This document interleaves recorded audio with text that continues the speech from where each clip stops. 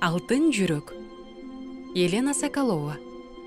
Балдар жана чоңдор үчүн жомоктор. Көлмө. Кичинекей көлмөдө бир бактылуу өрдөк сүзүп жүрдү. Көлмөдө мокуму каңгыча сүзүп, чөмүлүп, чалпылдап ойноп алган соң, бийик чөптөрдүн арасында сейилдеп келүүгө жээкке чыкты. Ошол эле көлмөдө бир бактылуу бакада сүзүп, чөмүлүп жаткан эле. Ал да мокуму каңгыча сууда сүзүп, чөмүлүп, чалпылдап алгандан кийин бийик өскөн чөптүн арасында сейилдөө үчүн жээкке секирип чыкты. Ошентип алар жолугуп калышты. «Салам, өрдөк! Сен ква-квадай сулуусуң», — деди бака. «Салам, бака! Сен да кря-крядай сулуусуң. Сенин үйүң кайда?» — деп сурады өрдөк. «О, мен укмуш сонун көлмөдө жашайм. Ал көлмөнүн суусу туп-тунук. Ал эми жээктеги чөптүн арасында эң даамдуу чиркейлер бар», — деп жооп берди бака. «Эң сонун. Мен жашаган көлмөнүн суусу да абдан таза.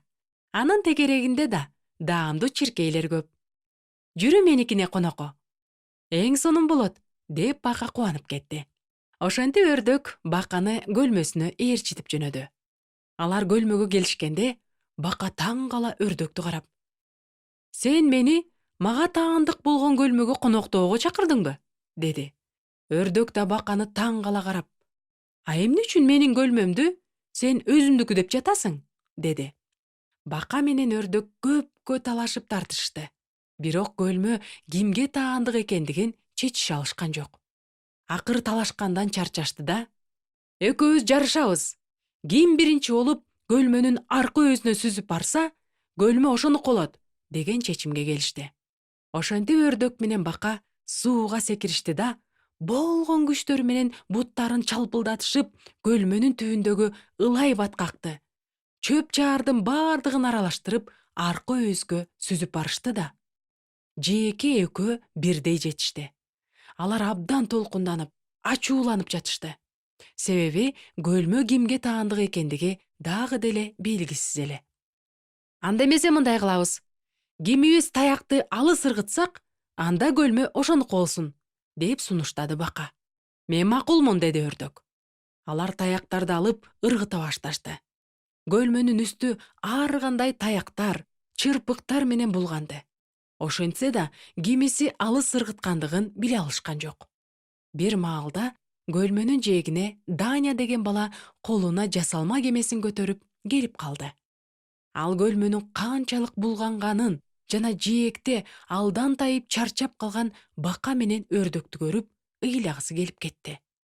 Даня колундагы кемесин жээкке кое коюп, өзү үйүнө чуркап жөнөдү. Ал кайра келгенде анын колунда тор бар эле. Даня тор менен көлмөнү бардык таштандылардан тазалап, бака жашын ала тургандай кылып, жээкке бир дөңгөчтү сүйрөп келди да, баканы дөңгөчкө отургузду. Ал эми өрдөктү болсо абайлап сууга кое берип, жанына нанынан бир сындырым берди. Бардык ишти бүтүргөндөн кийин жасалма кемесин сууга салып, анын агып бара жатканын жээктен байкап турду. Ошол маалда өрдөк баканы карап: «Бул көлмө кимдики экенин билесиңби?» — деп сурады. «Билем», — деди бака. «Даняныкы. Мага Данянын көлмөсүндө жашаган абдан жагат». «Мага да абдан жагат», — деди өрдөк кубанычтуу үн менен. Арылар.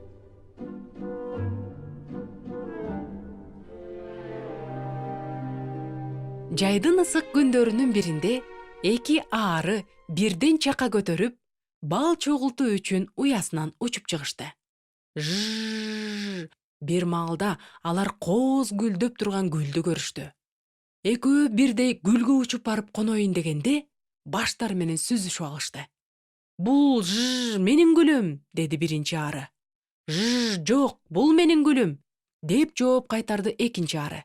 Алардын жанынан учуп бара жаткан башка ары алардын талашына кулак түрүп калды да мындай деди: «Силер мында эмне кылып жатасыңар?» «Бал чогултуп жатабыз», — деди өжөр арылардын бири. Кулак түргөн ары таң калып: «Анан көп чогулттуңарбы?» — деп сурады.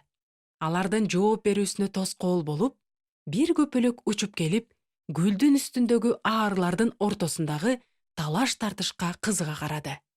Көпөлөк түшүнбөгөн түр менен аларды карап, "Силерге эмне болду?" деп сурады. "Алар бал чогултуп жатышат", деп жооп бере калды кулак түргөн аары тигилерди сүйлөтпөй.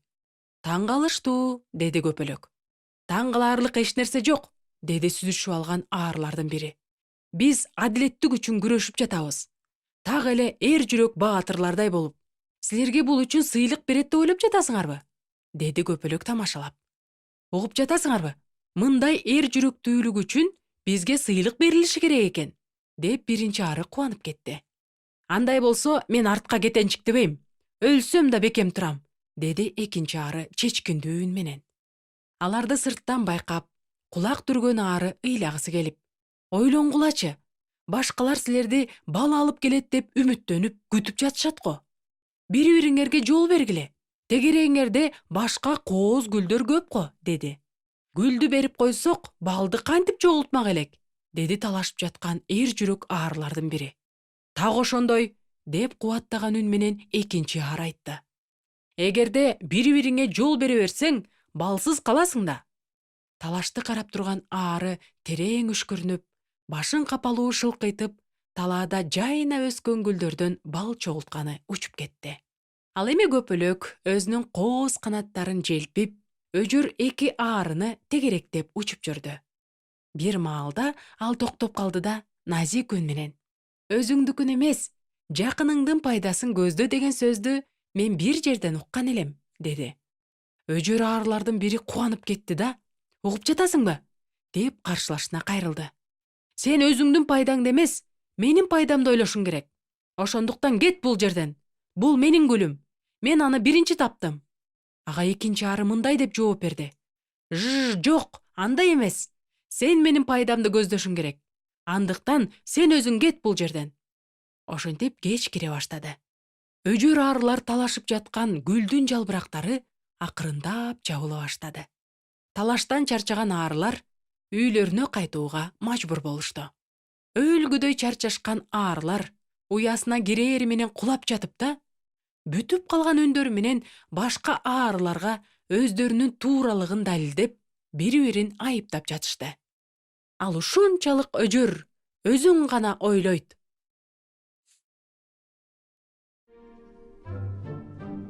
Гүл өстүргөн адам.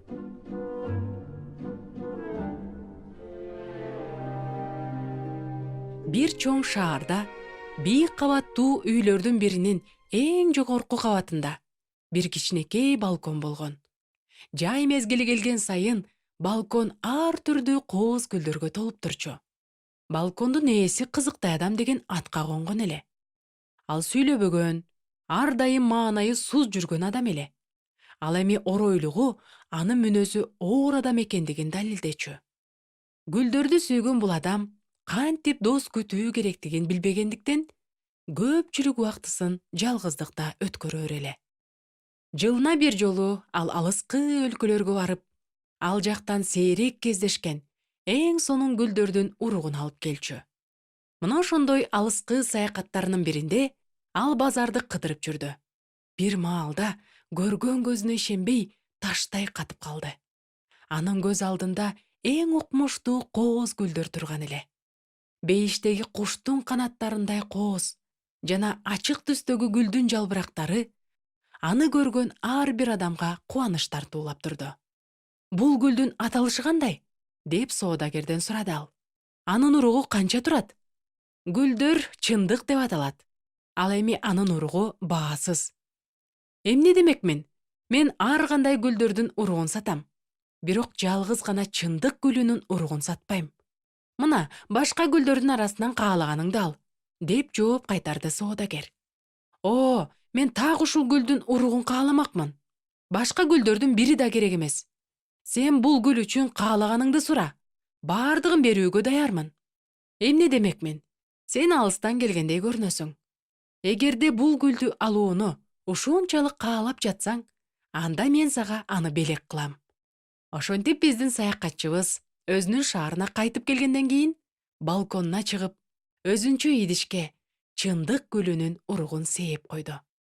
Күндөрдүн биринде ал өзүн жакшы жана бактылуу сезип, колбаса менен бутерброд жасап алып, жумушуна жөнөдү. Ал аялдамага келип, автобус күтүп жаткан маалда ага саксайган бир сары мышык келип, бутерброд салынган портфелинин бурчуна сүйкөнө баштайт. Гүлдөрдү сүйүүчү адам мышыкты көргөндө ачуусу келип, аны карап катуу бышылдаганда, байкуш мышык коркконунан куйругун көтөрө, атылган октой болуп газондон чуркап бакка чыга качты. Ошол учурда автобус да келип калды.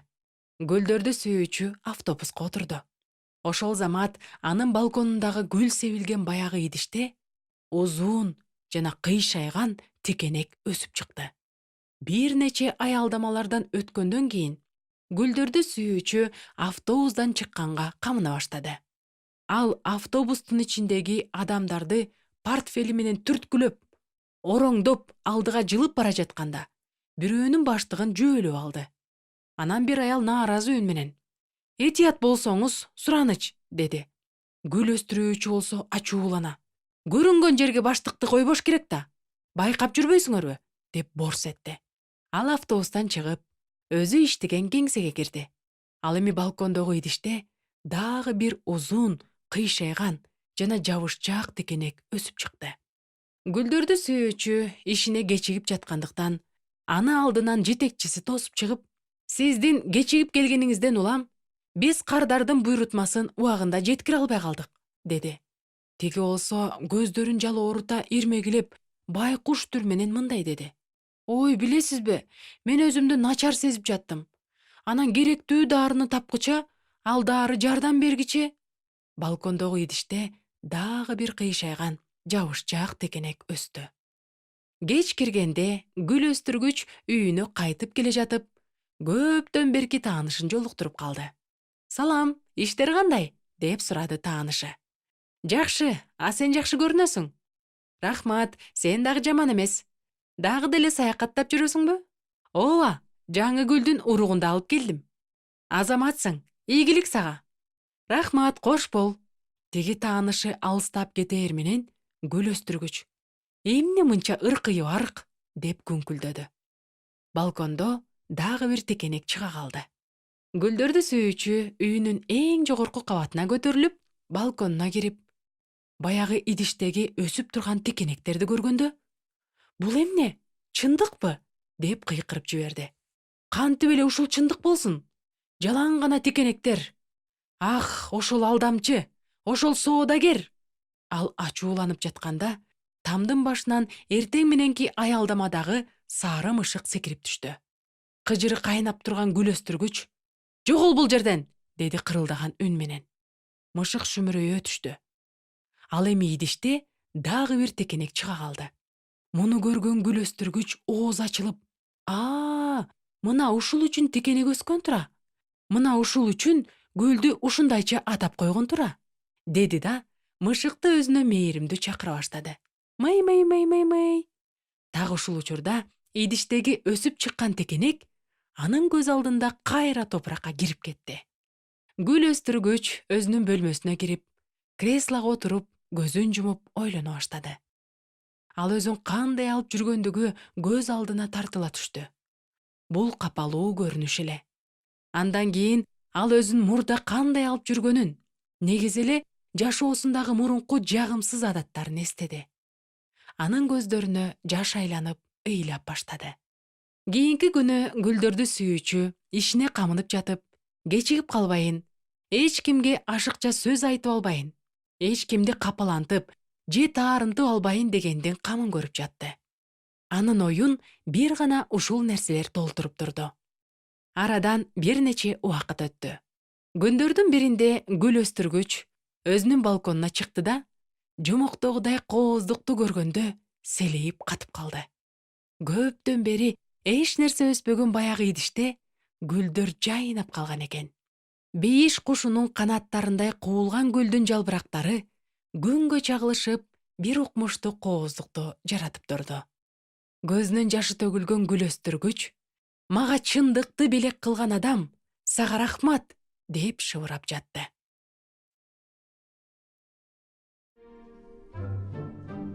ыйсанын туулган күнүндөгү белек.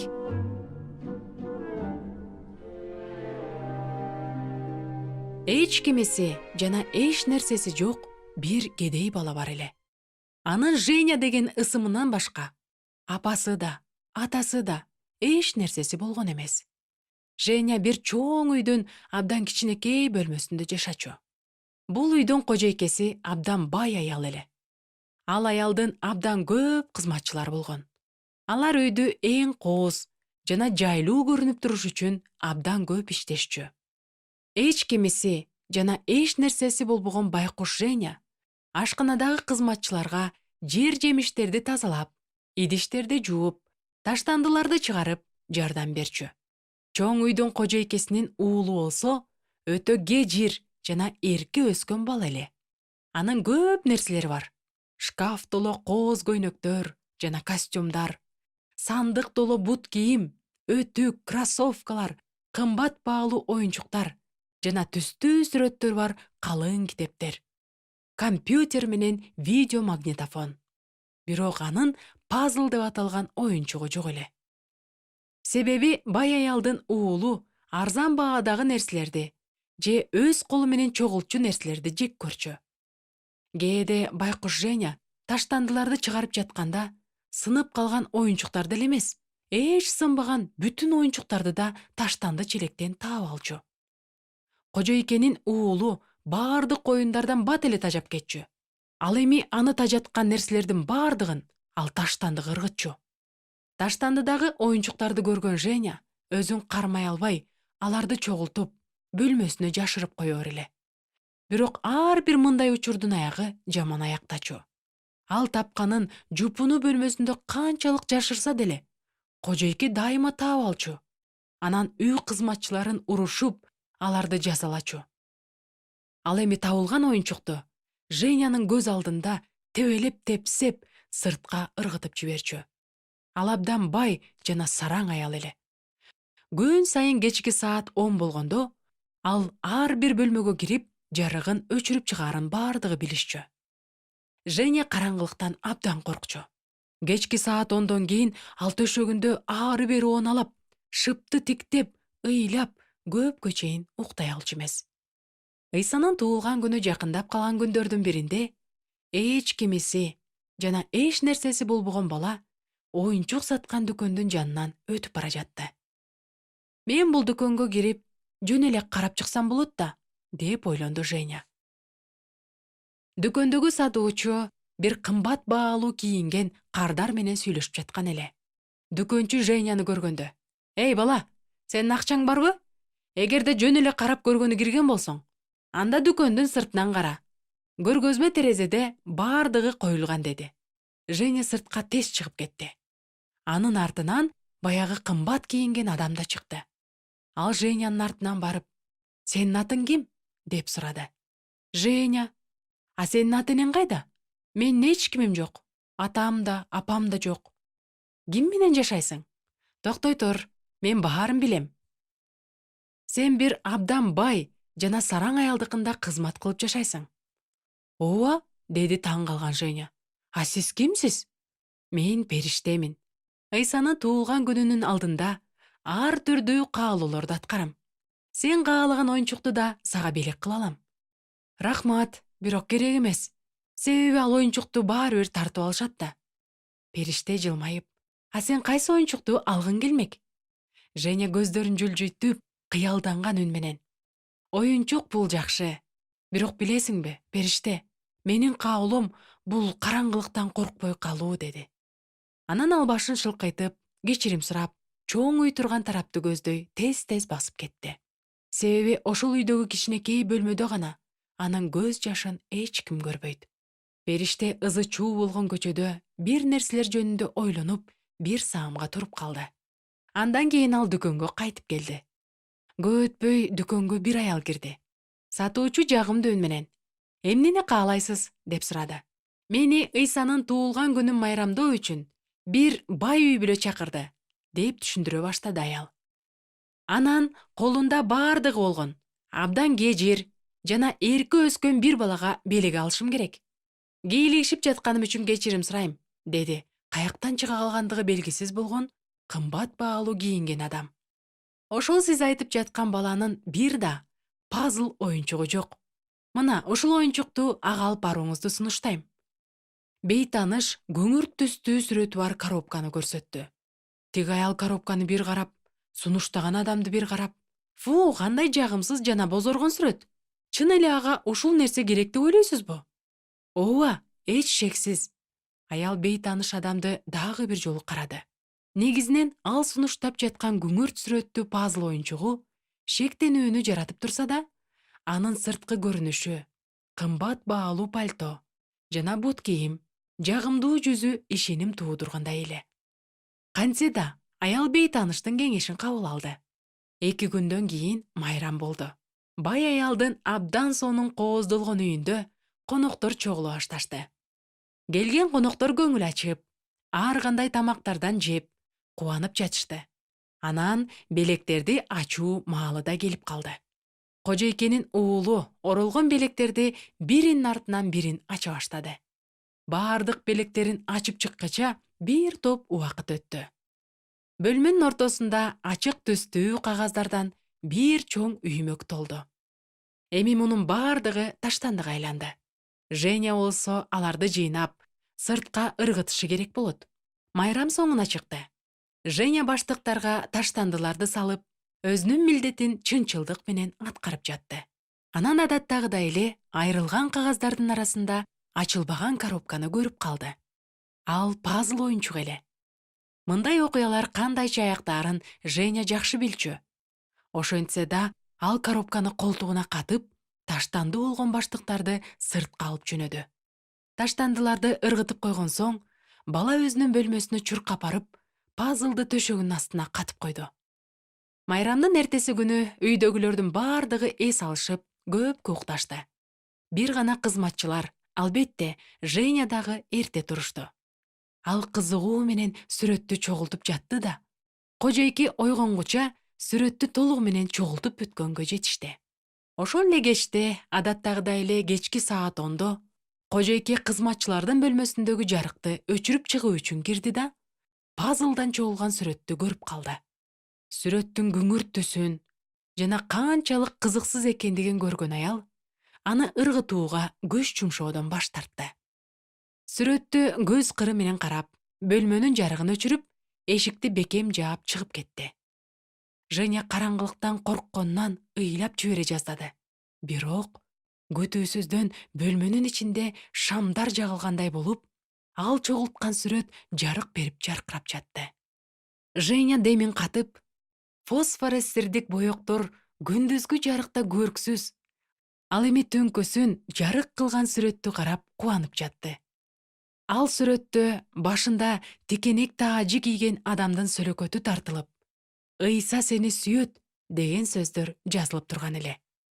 "Рахмат сага, периште" деген ойлор менен Женя бейтаныш адамга ыраазычылыгын билдирип жатып, таттуу уйкуга кирди.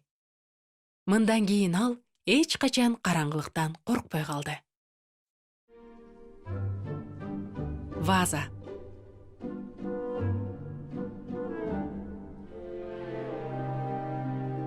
Илгери бир сулуу ханзада жашаптыр.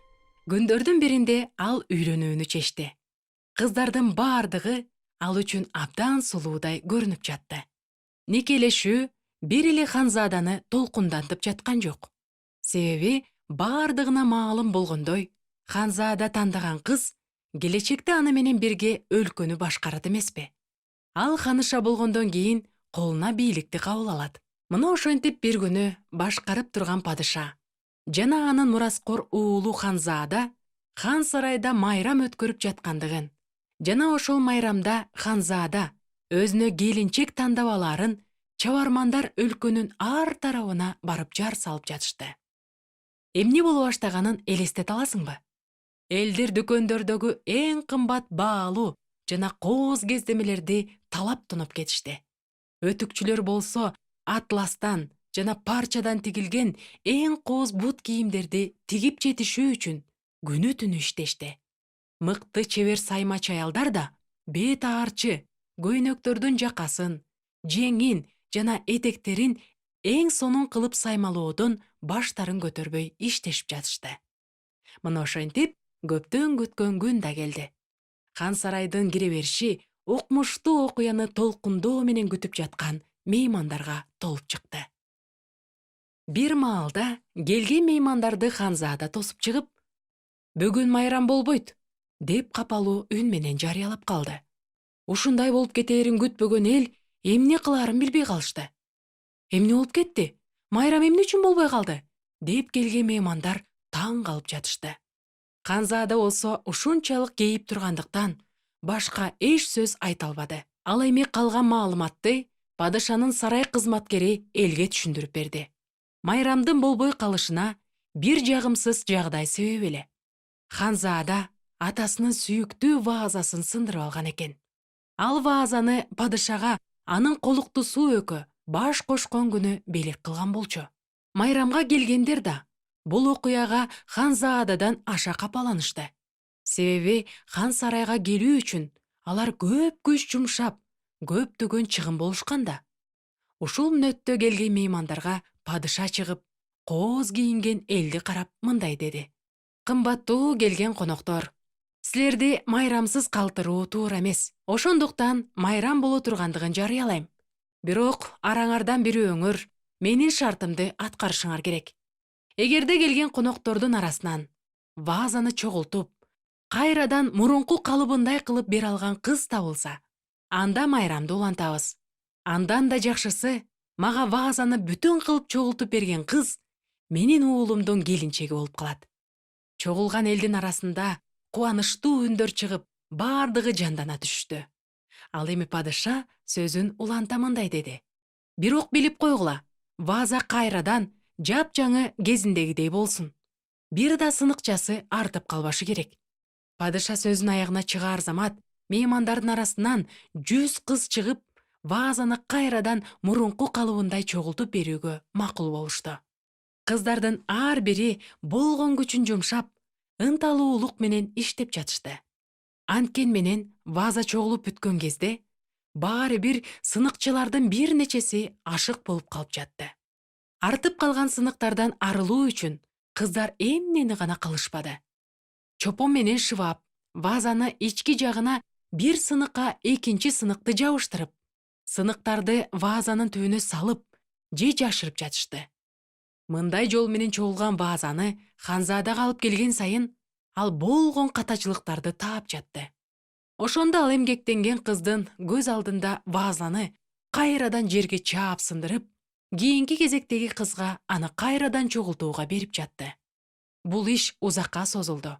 Бир маалда ваазаны чогултуп жаткан кыздардын бири Ханзадага кайрылып мындай деди: "Кечир, Татынакай Ханзада, мен бул ваазаны чогулта албайм. Канча аракет кылбайын, баары бир ашыкча сыныктары калып калат экен.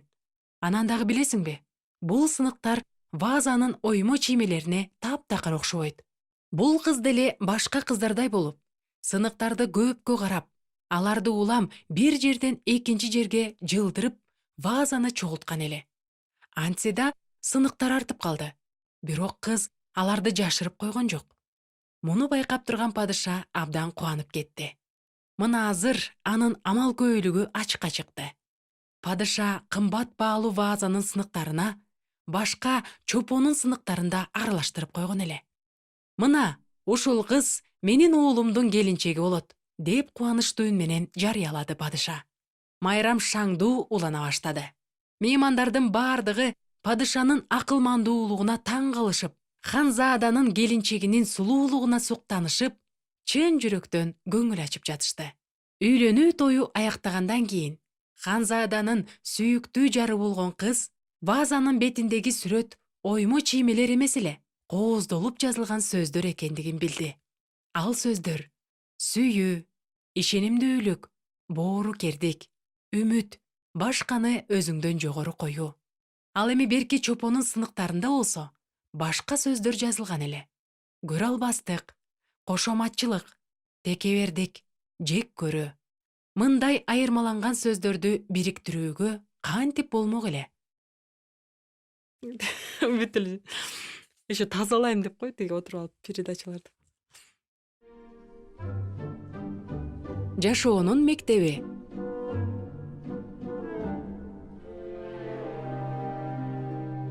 Сыйкырдуу шаарлардын биринде чатырлары учтуу болгон таштан курулган үйлөр бар эле.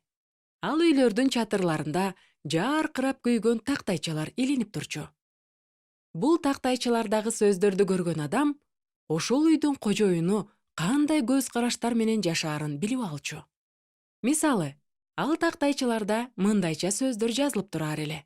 Бир гана мен үчүн гана. Ал эми мага эч нерсе айтпа. Мен баары бир сени укпайм. Мен каалаганымды кылам. Мага бир нерсе берсең, көп бер. Анткени мага ар дайым жетпейт. Деген сөздөр бар тактайчалар башкалардыкынан аша жаркырап турчу. Бул шаардагы үйлөрдүн эшиктери ар дайым бек болчу. А көчөлөрү көбүнчө ээн эле. Силер кандай ойлойсуңар? Мунун себеби эмнеде? Күндөрдүн биринде шаарга таяк таянган жана желкесинде баштык асынган бир жолоочу келет. Ал ар бир эшикти тыкылдатып жатты. Эгерде эч ким эшигин ачпаса, ал баштыгынан бир конверт алып, эшиктин астына коюп жатты. Ошентип жолоочу Сережа Соколовдун да эшигин тыкылдата баштады.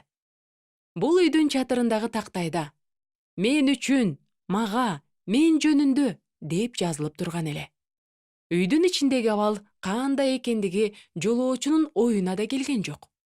Үйдүн ичи абдан чачылган эле. Кожоюнун кебетеси да ошого шайкеш. Чачы таралбаган, бети колу мокочо, кийими бырышкан, кир эле. Саксайган Сережа эшикти тыкылдатканды угуп, көчөнү карап көрүүнү чечти. Караса, босогодо конверт жатат. Сережа конвертти ала калып, эшикти кайрадан бекитип алды да, бөлмөгө жылт кое өтүп, диванга жата калды. Диван болсо жарым жылдан бери жыйналган эмес эле. Сережа конвертти ачты. Ичинде буклет жана жакшы кабар деп аталган бир китеп бар экен. Кымбаттуу дос, буклетти окуй баштады Сережа. Сени жашоонун мектебине чакырып жатам. Мектептеги сабактар булар: берешендүүлүк, боорукердик, кайрымдуулук, момундук, урматтоо, эр жүрөктүүлүк, чыдамдуулук, меймандостук, өзүн өзү токтотуу. Мектепти ийгиликтүү аяктаган соң, сага чыныгы адам болуунун диплому тапшырылат. Ана мен сага конокко келем. Жашоо мектебинин негиздөөчүсү жана мүдүрү Ыйса Машаяк. Бул кандай мектеп болду экен? Ал жөнүндө мурда эч укпаган Сережа кызыга түштү. Жакшы кабар деген кызыктай аталыштагы китепти ачып, көңүл коюп карай баштады. Анан өзүн мектептин мүдүрү атаган Ыйса Машаяк деген адамды да үйүндө коноктоону каалап жатты.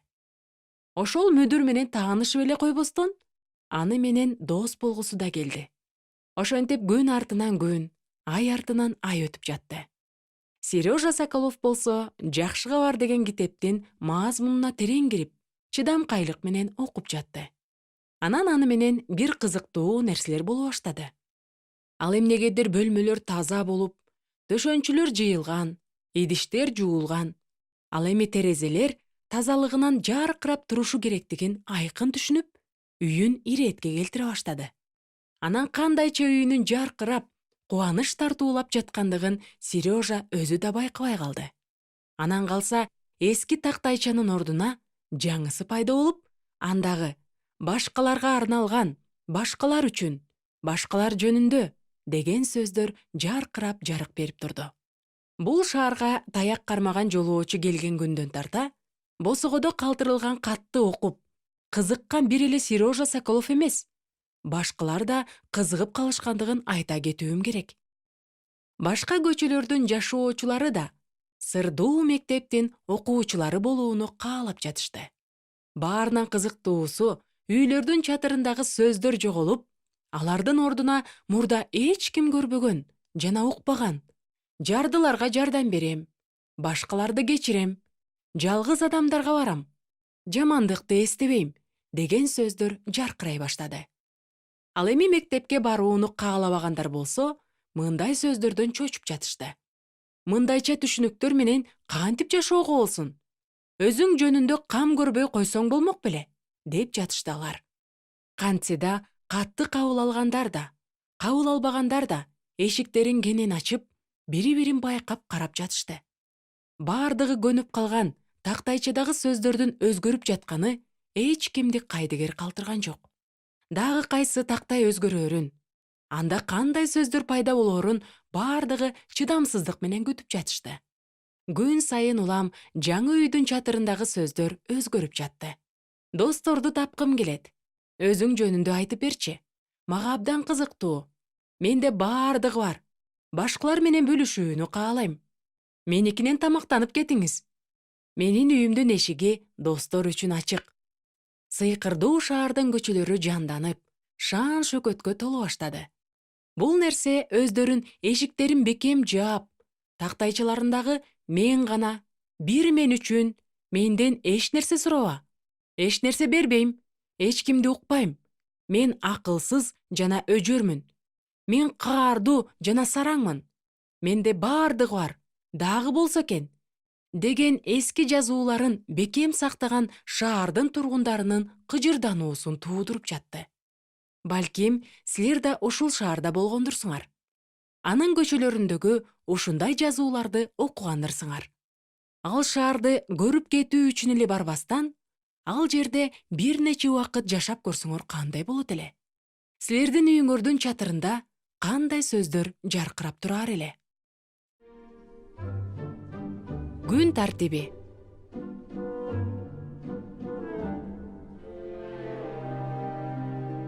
Колу таптакыр бошобогон бир киши жашаган экен. Ал өз ишин ар дайым аткарган, кылган нерселеринде так, бардык иште тартипти сүйгөн адам эле.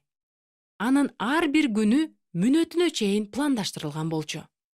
7:00 уйкудан туруу, 7:30 гараждагы машинага баруу, 7:45 жумушка бара жатып уулумду мектепке таштай кетүү, 9:00 жумуш күндүн башталышы, документтерди текшерүү, телефон чалуу, жолугушуу, объектке чыгуу, 18:00 жумуш күндүн аякташы, 18:30 үйгө келүү, жеңил тамак, 19:00 уулумдун үй тапшырмасын текшерүү, 20:00 аялым жана уулум менен бассейнге түшүү, 22:00 үйгө кирүү, почтаны текшерүү, интернет, 23:30 уктоо.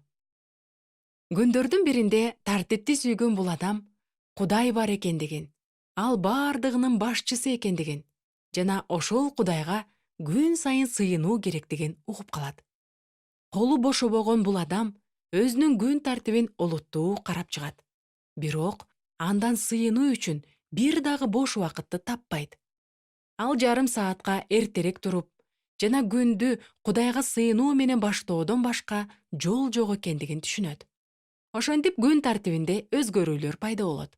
6:30 уйкудан туруу, сыйынуу.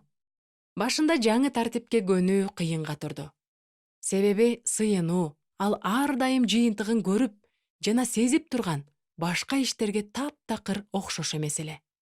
Бирок ошого карабастан тартипти жана тактыкты сүйгөн адам ар бир күнүн сыйынуу менен баштап жүрдү. Себеби бул анын күн тартибинин эң биринчи пункти эле. Убакыт өткөн сайын колу бошобогон адам Кудайдан жардам жана колдоо суроо үчүн ага эртең мененки сыйынуу жетишсиз экендигин түшүндү. Ал Кудайга өзүнүн жетишкендиктерин айтууга жана кээде иши ордунан чыкпай жаткандыгы жөнүндө арызданууга каалоо пайда болду. Колу бош эместигине карабай, ал өзүнүн күн тартибин кайрадан карап чыкты да, дагы бир сыйынуу убактысын кошту. Ал уктоо убактысын жарым саатка ары жылдырып, экинчи сыйынууга орун бошотту. Эми ал жарым саат кеч уктай турган болду. Жылдар өтүп жатты. Анын уулу жетип чоңойду. Эми ага уулунун үй тапшырмаларын текшерүүнүн кереги жок болуп калды. Дагы бир нече убакыт өткөн соң, ден соолугуна байланыштуу ал бассейнге да барууну токтотту. Дагы бир топ убакыт өткөндөн кийин ал фирмасындагы иштин баарын жеткен уулуна өткөрүп берди. Эми анын уулу кардарлар менен жолугушуу, алар менен келишим түзүү, объектилерге чыгуу иштерин аткарып жүрдү. тартипти жана тактыкты сүйгөн адам болсо каарып калды. Эми анын иши достору менен жолугушуу, аялы экөө, неберелери менен убакыт өткөрүү, кечки салкында сейилдөө гана болуп калды.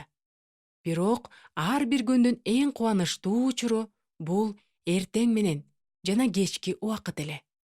Себеби анын күн тартиби канчалык өзгөрүп жатса да, анын сыйынууга бөлгөн убактысы эч качан өзгөргөн жок. Ал үчүн эң кымбат жана баарынан жогору сыйынуу убактысы эле. Күндөрдүн биринде атасынан жалгыз эле фирманы эмес, тактыкты да, жоопкерчиликти да, тартиптүүлүктү да мурастаган уулу атасына келип, колу эч бош эместигин жана убакыт ар дайым жетишпей жаткандыгын айтып арызданат. Кана уулум, мага сенин күн тартибиңди көрсөтчү, деп сурады атасы. Эмне демекчибиз? Анын күн тартиби чындап эле абдан тыгыз эле. Атасы уулуна карап жылмайып, дагы бир пунктту кош, уулум. Сыйынуу үчүн убакыт бөл, деп жылуу айтты. Чырмоок.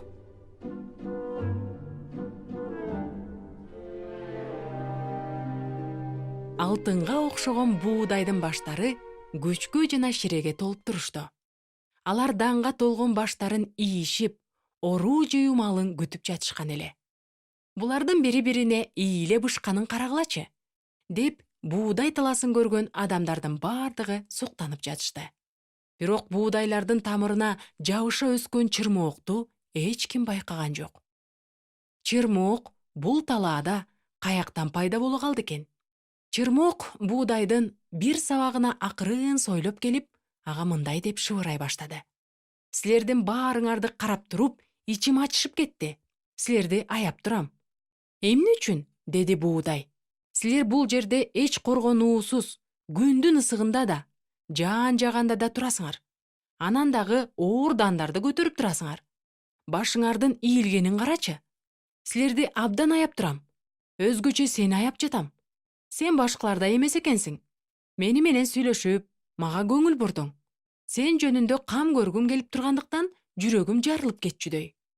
Буудай анын сөздөрүнө кулак салып, башы мурункудан ийиле түштү. Мага ишен, деп чырмоок шыбырап жатты. Сен мага толугу менен таянсаң болот. Мен сага жөлөк болом.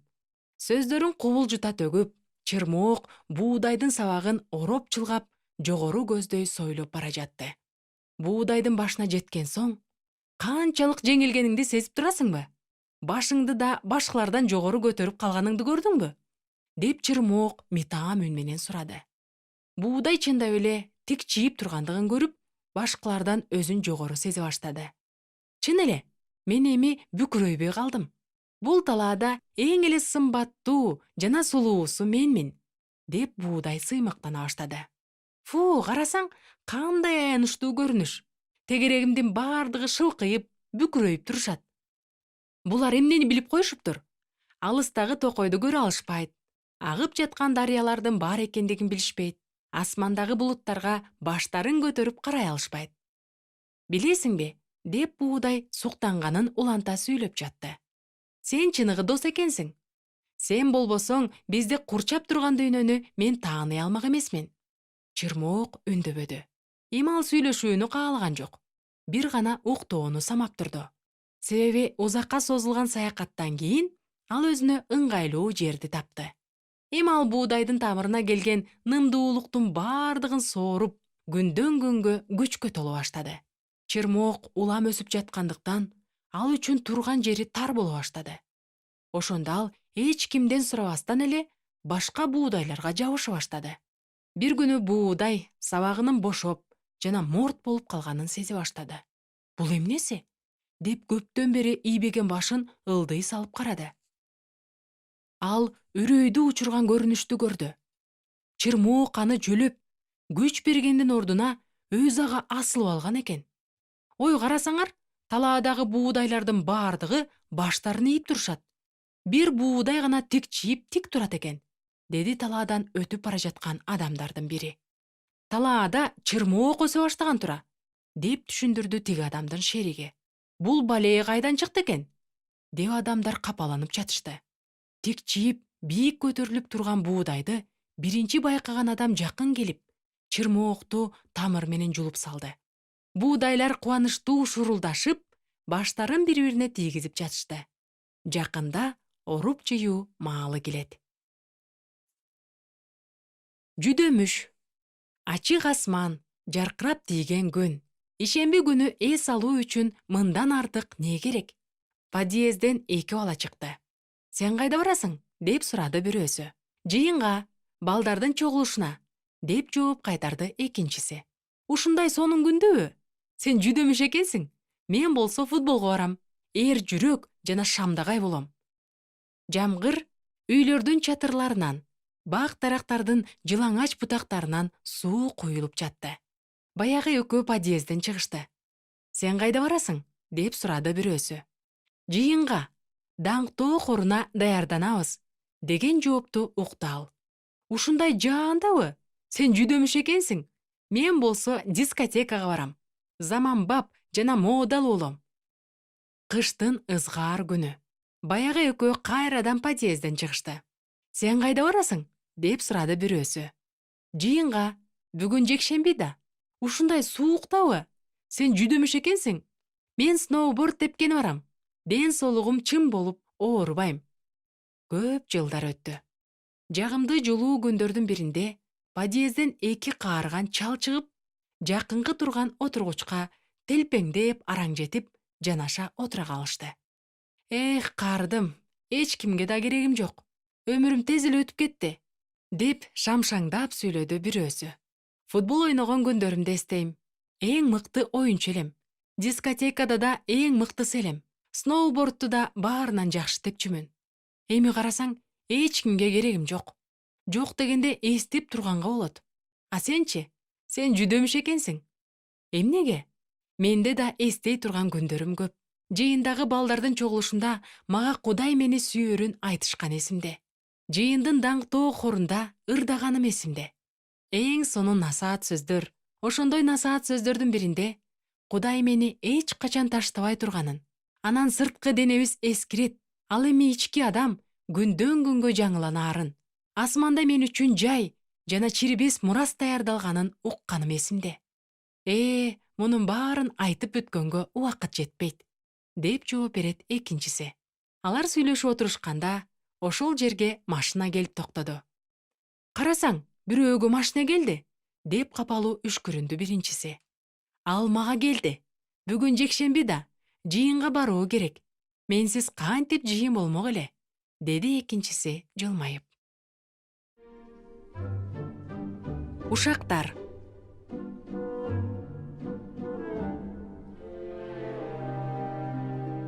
Бала бакчада Лера сүрөт боеп отурду. Бир маалда ага Степан чуркап келип, колундагы калемин жулуп алып мындай деди. Балатынын астындагы коозу карынды боёш керек. Ал менин боёгучум, деп Лера ачууланган үн менен кыйкырды да эжекейди чакырды. Мария Николаевна, Степан мага тоскоол болуп жатат. Степа Алёша деген балага жакын келип, чын эле Лера жаман кыз экен деди. Ач көз дагы, деди ал макул болуп. Анан ар дайым арыздана берет. Степа менен Алёша биргелешип Витяга барышты. Билесиңби, Лера канчалык жаман, ач көз жана арызданган кыз экендигин, деп бири-биринен жарышып айта башташты. Чын элеби? Деп таң калды Витя. Мен билген эмесмин. Ал мени туулган күнүнө чакырган эле. Эми эмне кылам? Эмне кылмак элең? Барбы аныкына? Лера сүрөтүн боеп бүттү. Анын досу Кристина боелгон сүрөттү карап, сенин сүрөтүң тим эле сонун болуптур, деди. Каалайсыңбы, сага белек кылайын, деди кубанган Лера. Абдан каалайм. Лера сүрөтүн Кристинага берди. Анан Кристина ага: мен бийлегенди үйрөнүп жатам. Азыр биз вальс бийин үйрөнүп жатабыз, деди. Мен да бийлегенди үйрөнгүм келет, деп суктанды Лера. Бөлмөнүн башка бурчунда Степа, Алёша жана Витя кыздардын сүйлөшкөнүн шектүү карап турушту. Лера биз жөнүндө Кристинага да жаман нерселерди айтып жатат, деп чечип койду Витя. Албетте, алар ушакчылар да, деп күңкүлдөдү Степа. Мунун бардыгын Мария Николаевна көрүп, байкап турду. Ал балдарга жакын келип, олуттуу үн менен: Жакшы адамдар жакшы нерселер жөнүндө гана маектешет. Ал эми жаман адамдар болсо, башкалар жөнүндө жамандашып гана сүйлөшүшөт. Мен силердин сөздөрүңөрдү уктум. Силерди жакшы адамдар деп айтуудан алысмын, деди. Степан ачууланып кетти. Анда эмне үчүн Лера, жаман кыз, мага кыйкырып баштады? Мен ага жардам берейин дегем. Коозу карын жакшынакай болсун дегем. Анда эмне үчүн Лера арыздана берет? Деп кошумчалады Витя. Анда эмнеге Лера сараң? Анысы аз келгенсип, биз жөнүндө Кристинага ушактап жатат, деп нааразы болду Алёша. Ушул учурда Лера Кристина экөө эжекейге жакын келишти. Мария Николаевна, Кристина вальс бийлегенди үйрөнүп жаткан экен, деди Лера. Ал мага азыр эле ошол жөнүндө айтып берди. Мактанчаак, деп борк этти Алёша. Витя башын шылкайтып, досторунан ары четтеди да Лерадан сурады. Сенин туулган күнүңө саат канчада келейин? Кызыктуу окуя. Кирилл Димага конокко келди да, ал китеп окуп жатканын көрүп, эмнени окуп жатасың? Деп сурады. Детектив, деп Дима башын көтөрүп, жайнаган көздөрү менен Кириллди карады. Ал жакта ушундай кызыктуу окуялар, супер каарман дейсиң? Деп өзүнүн сезимдери менен бөлүшө баштады Дима. Анда ушунчалык кызыктуу адамдар жөнүндө жазылган. Алар алсыздарга жардам беришет, досторун сатышпайт, чындыкты айткандан коркушпайт. Тим эле укмуш. Кирилл китеп коюлган шкафка жакын келип, текчедеги тизилген китептерди карап мындай деди. Сенин китепканаң чоң экен. Ооба, мен алардын көбүн окуп чыккам. Сен да көп окуйсуңбу? Күн сайын окуганга аракет кылам, деп жооп берди Кирилл. Чын элеби? Кайсы китепти окудуң? Деди Дима кызыга. Ыйык китепти. Дима каткырып күлүп, койсоңчу, мен кызыктуу китептерди окуйм. Анда укмуш окуялар бар. Андай китептерди заманбап жазуучулар жазган. А сенчи, ыйык китепти эле окупсуң да, Бир эле аны эмес. Ыйык китептен башка көптөгөн китептерди да окуганмын. Бирок бир гана ыйык китепти эле кайра окугум келе берет. Андагы окуялар чындык, ойдон чыгарылган эмес, деди Кирилл. Кызыктуу окуялар барбы? Кызыктуу окуялар бар, бирок маазмундуу. Жөн эле убакыт өткөрүү үчүн эмес. Кандайча маазмундуу? Ыйык китептеги бардык окуялар адамдардын көңүлүн ачуу үчүн эмес. Аларды куткаруу үчүн жазылган. Андагы жазылгандын бардыгы сүйүү жана кайгы, кубаныч жана көз жаш, ар кандай окуялар. Мунун баары адамдардын куткарылуусу үчүн жазылган. Анткени ыйык китептин автору Кудай өзү. Ал бардыгын жараткан. Ошондуктан адамдарга чындап эмне керек экендигин ал жакшы билет. Бирок ыйык китеп абдан эски китеп да. Эгерде бир гана аны окуй берсең, прогресстен артта каласың, деди шектене Дима. Эми Кирилл кааткырып күлдү. Албетте, ыйык китеп эски. Бирок ал адамдарга маанилүү жана керектүү болгон нерселердин бардыгын өткөн кылымдардан бери сактап келген. Келечек кылымдарга да сактайт. Мына ошон үчүн ыйык китеп эң прогрессивдүү китеп. Бул сөздөрдөн кийин Дима бир аз унчукпай калды да, терең ойлонуп. Менин ыйык китепти окуп жатканымды билишсе, мени бардыгы шылдың калышат, деди. Сен бардыгынан корккону кайдан үйрөнүп алгансың? Билесиңби, адамды коркунучтан эмне куткара алат? Кудайдан коркуу. Себеби Кудайдан коркуу адамдар сен жөнүндө эмне дешет деп коркуу эмес. Кудайды капа кылып алуудан коркуу. Кудайдан корккон адам эч качан досторун сатпайт, алсыздарды коргойт жана ар дайым чындыкты сүйлөйт. Мына, супер каарман деп ушуну айт. Анда эмнеге китептерде Кудай жок деп жазылган? Акылсыз китептерде мындан да жаманы жазылат. Анын бардыгын окуштун эмне кереги бар? Сен куткарылуу жөнүндө айтып жатасың. Биз эмнеден куткарылышыбыз керек? Деп сурады Дима. Убактылуу, өтүп кетчү нерселердин бардыгынан. Биздин Кудай менен мамилелешүүбүзгө тоскоол болуп, жөргөмүштүн желээсиндей жабышып, артка тартып жаткан нерселердин бардыгынан.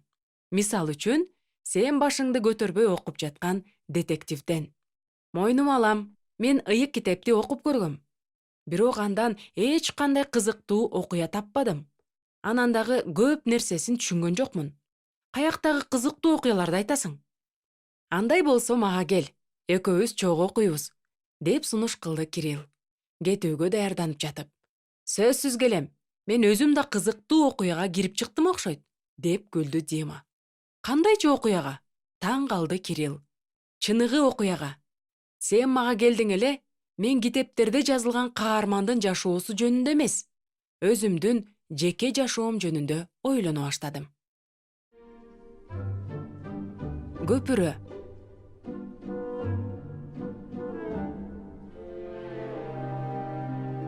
Илгери өткөн заманда алыскы бир өлкөдө атак даңктуу бир падыша жашаптыр.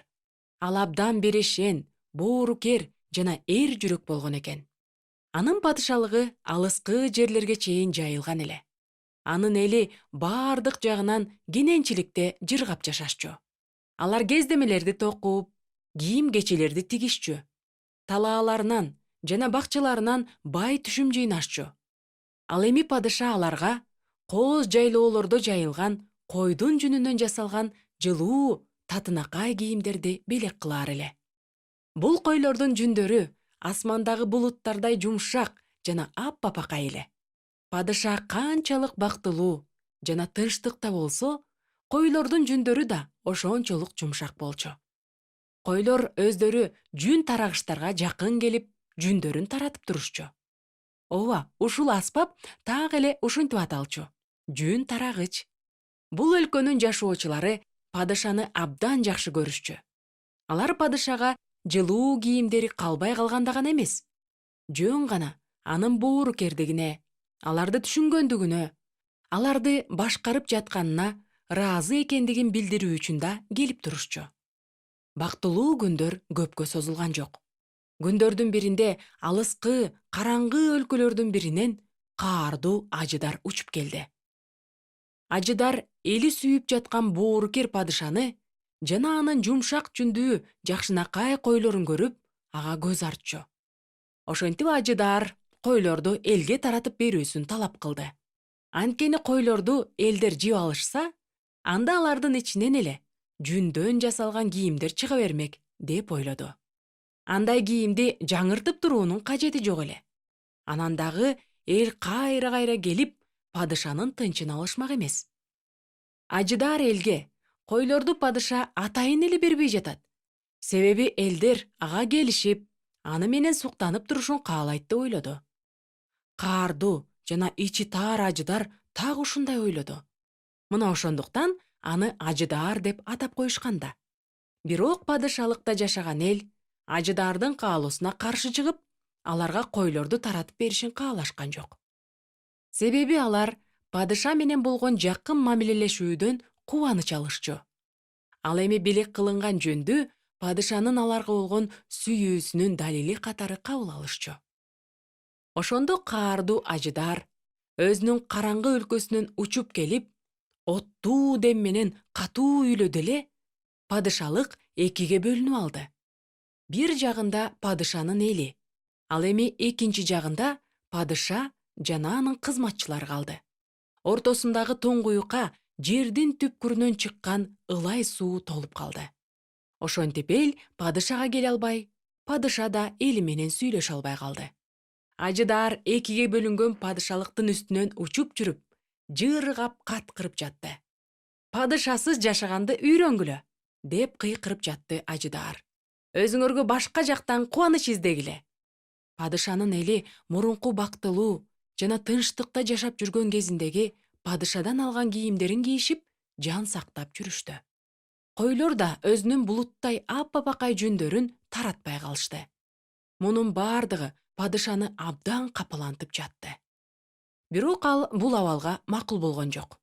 Ал эли менен үзүлгөн мамилени кайрадан калыбына келтирүү үчүн абалдан чыгуу жолун тапты. Ал экөөбүздү бириктирүү үчүн көпүрө курууну чечти. Мына ошентип бир күнү почточу көгүчкөн, адамдарга куткарылуу жолун түшүндүргөн жана көпүрөнүн проектиси чийилген катты алып келди. Анан жумуш башталды. Бул зор проектиде эң мыкты даярдалган, эр жүрөк жана ишенимдүү, тандалган адамдар гана катышышты. Ал эми көпүрөнүн курулушуна катышпай калган эл өздөрүнүн булуттай ак кийимдерин эмгектенип жаткан адамдарга берип жатышты. Иш абдан оор эле. Тросторду бекитүү, темирлерди коюу, тирөөштөрдү орнотуу үчүн чуңкурларды казуу. Ар бир иш алмашууда кийимдер абдан булганып, кир болуп калчу. Аларды жууп тазалоого көп убакыт кетчү. Бул эр жүрөк топтун ичинен да эң кайраттуу адамдарды тандап, аларды аркы өйүзгө кайыкка отургузуп жөнөтүп жатышты. Себеби ал жакта да курулуш иштерин кылуу керек эле. Алардын арасынан көбү курман болушту. Бирок артка кайтып келгендер падышанын жакшы сөздөрүн элге жарыялап жеткирип турушту. Жылдар өтүп жатты. Эл көпүрө курууну улантып жатты. Мына ошентип көпүрөнүн тирөөштөрүн терең туңгуюктун түбүнө орнотуу маалы да келди. Бул кооптуу жана коркунучтуу милдетти падыша өзүнө алды. Ал кайраттуулук менен жийиркенбестен туңгуюкту толтуруп турган сууга түшүп, эң түбүнө жетти. Ал жерден падыша ажыдаардын кызматчыларын жолуктурду. Алар падышага кол салып, аны шылдыңдашып, кордоп жатышты. Бирок падышанын ишине эч нерсе тоскоол боло алган жок. Ал өз милдетин аткарды. Көпүрөнүн тирөөштөрүн бекитти жана аны туңгуюктун ирими жеңе алган жок. Падышанын туңгуюктун түбүнөн кайтып келишин коркунуч менен күтүп жатышкан куруучулар анын аман эсен кайтып келгенин көрүшкөндө ушунчалык кубангандыктан өздөрүнүн жоготууларын унутуп коюшту. Эми алар кайрадан күчкө толуп, мурункудан да көбүрөөк ынтызарлык менен иштеп жатышты. Акыр аягында көпүрө курулуп бүттү. Жана анын ачылышы падышалыктын эң тарыхый окуясы болуп калды. Эл эми кайрадан падышага келип, анын өз колунан булуттай аппапакай кийимдерди алуу үчүн мүмкүнчүлүгүнө ээ болушту. Эң биринчи болуп жаңы көпүрөгө ким келгенин билесиңерби? Кийимдери ушунчалык булганган адам келди. Анын кийимдери ушунчалык кир жана эски болгондуктан ылайдан айырмасы жок эле. Анын сырткы кебетеси да, жашоосу да чыныгы каракчы экендигин көрсөтүп турду. Ал ташпоор жана каардуу адамга айланып калган эле. Көпүрөнүн аркы өзүнө баргысы келген адамдардын саны көбөйгөндөн көбөйүп жатты. Кийиминин тамтыгы кеткен бир кайырчы адам гана падышага жакшынакай кийинген адамдардын бара жатканын көрүп, жолдун четинде эмне кылаарын билбей турду. Алардын колдорунда падышага арналган белектери бар эле. Сени эмне токтотуп турат? Жүрү биз менен, деди өтүп бара жаткан жолоочулардын бири. Кайырчы жооп бербестен, мен жөнүндө падышага айтчы, деп суранды. Бир нече күндөн кийин жолоочу кайтып келе жатып, баягы кайырчыны көпүрөнүн жанында турганын көрүп калды. Билесиңби, менде сен үчүн жакшы кабар бар. Падыша сенин жакырчылыгыңды жана кайгыңды жакшы билерин айтты. Муну укканда кайырчыны кубаныч жана коркунуч сезими толтурду. Анан ал көпүрөгө кадам таштады. Ал көпүрөнүн ортосуна жете электе артынан нааразы болгон үндөрдү уга баштады. Анын артынан кайраттуу басып бара жаткан бир жаш адам кууп жетти да, көрсө падышага ушундай жүдөгөн кебете менен деле барса боло берет турбайбы? Деп күңкүлдөй баштады. Анысы аз келгенсип колу да бош, белеги жок. Ушул учурда тиги жаш адам кайырчыны кууп жетип, андан ашып бара жаткан эле. Бир маалда алардын астынан падышанын жан жөөкөрлөрү жол тосуп чыгышты. Падышага майрамдык кийимсиз келүүгө сен кантип батындың? Дешти алар. Самсаалаган кийимчен турган кайырчы капаланып, көпүрөдөн качып кетүүгө артка кайрылды. Бирок артынан: "Токто! Кайгылуу жана бактысыз адам. Падыша сени күтүп жатат. Ал эми тигил акмакты кайрадан артка кетиребиз", деген сөздөрдү укту. Ошентип тиги жаш адам артка кайтууга аргасыз болду. Ал эми кайырчы көпүрөдөн өтүп, ак тепкичтер менен падышанын тагына көтөрүлүп, ага таазим кылып мындай деди: "Мен сизге алыстан жол тартып, бороондон, мөндүрдөн жана аптаптан өтүп келе жатам. Менин кийимим абдан эскирип, булганып, тытылып да калды. Ушундай кебетем үчүн сизден кечирим сурайм. Менин сизге бере турган эч нерсем жок. Мен сени күтүп жаткам, деди падыша ага. Мына сенин жаңы кийимиң. Ушул сөздөрдү айткандан кийин падыша алыстан келген жолоочуга булуттай апапакай жана жылуу кийим тартуулады. Аяз ата.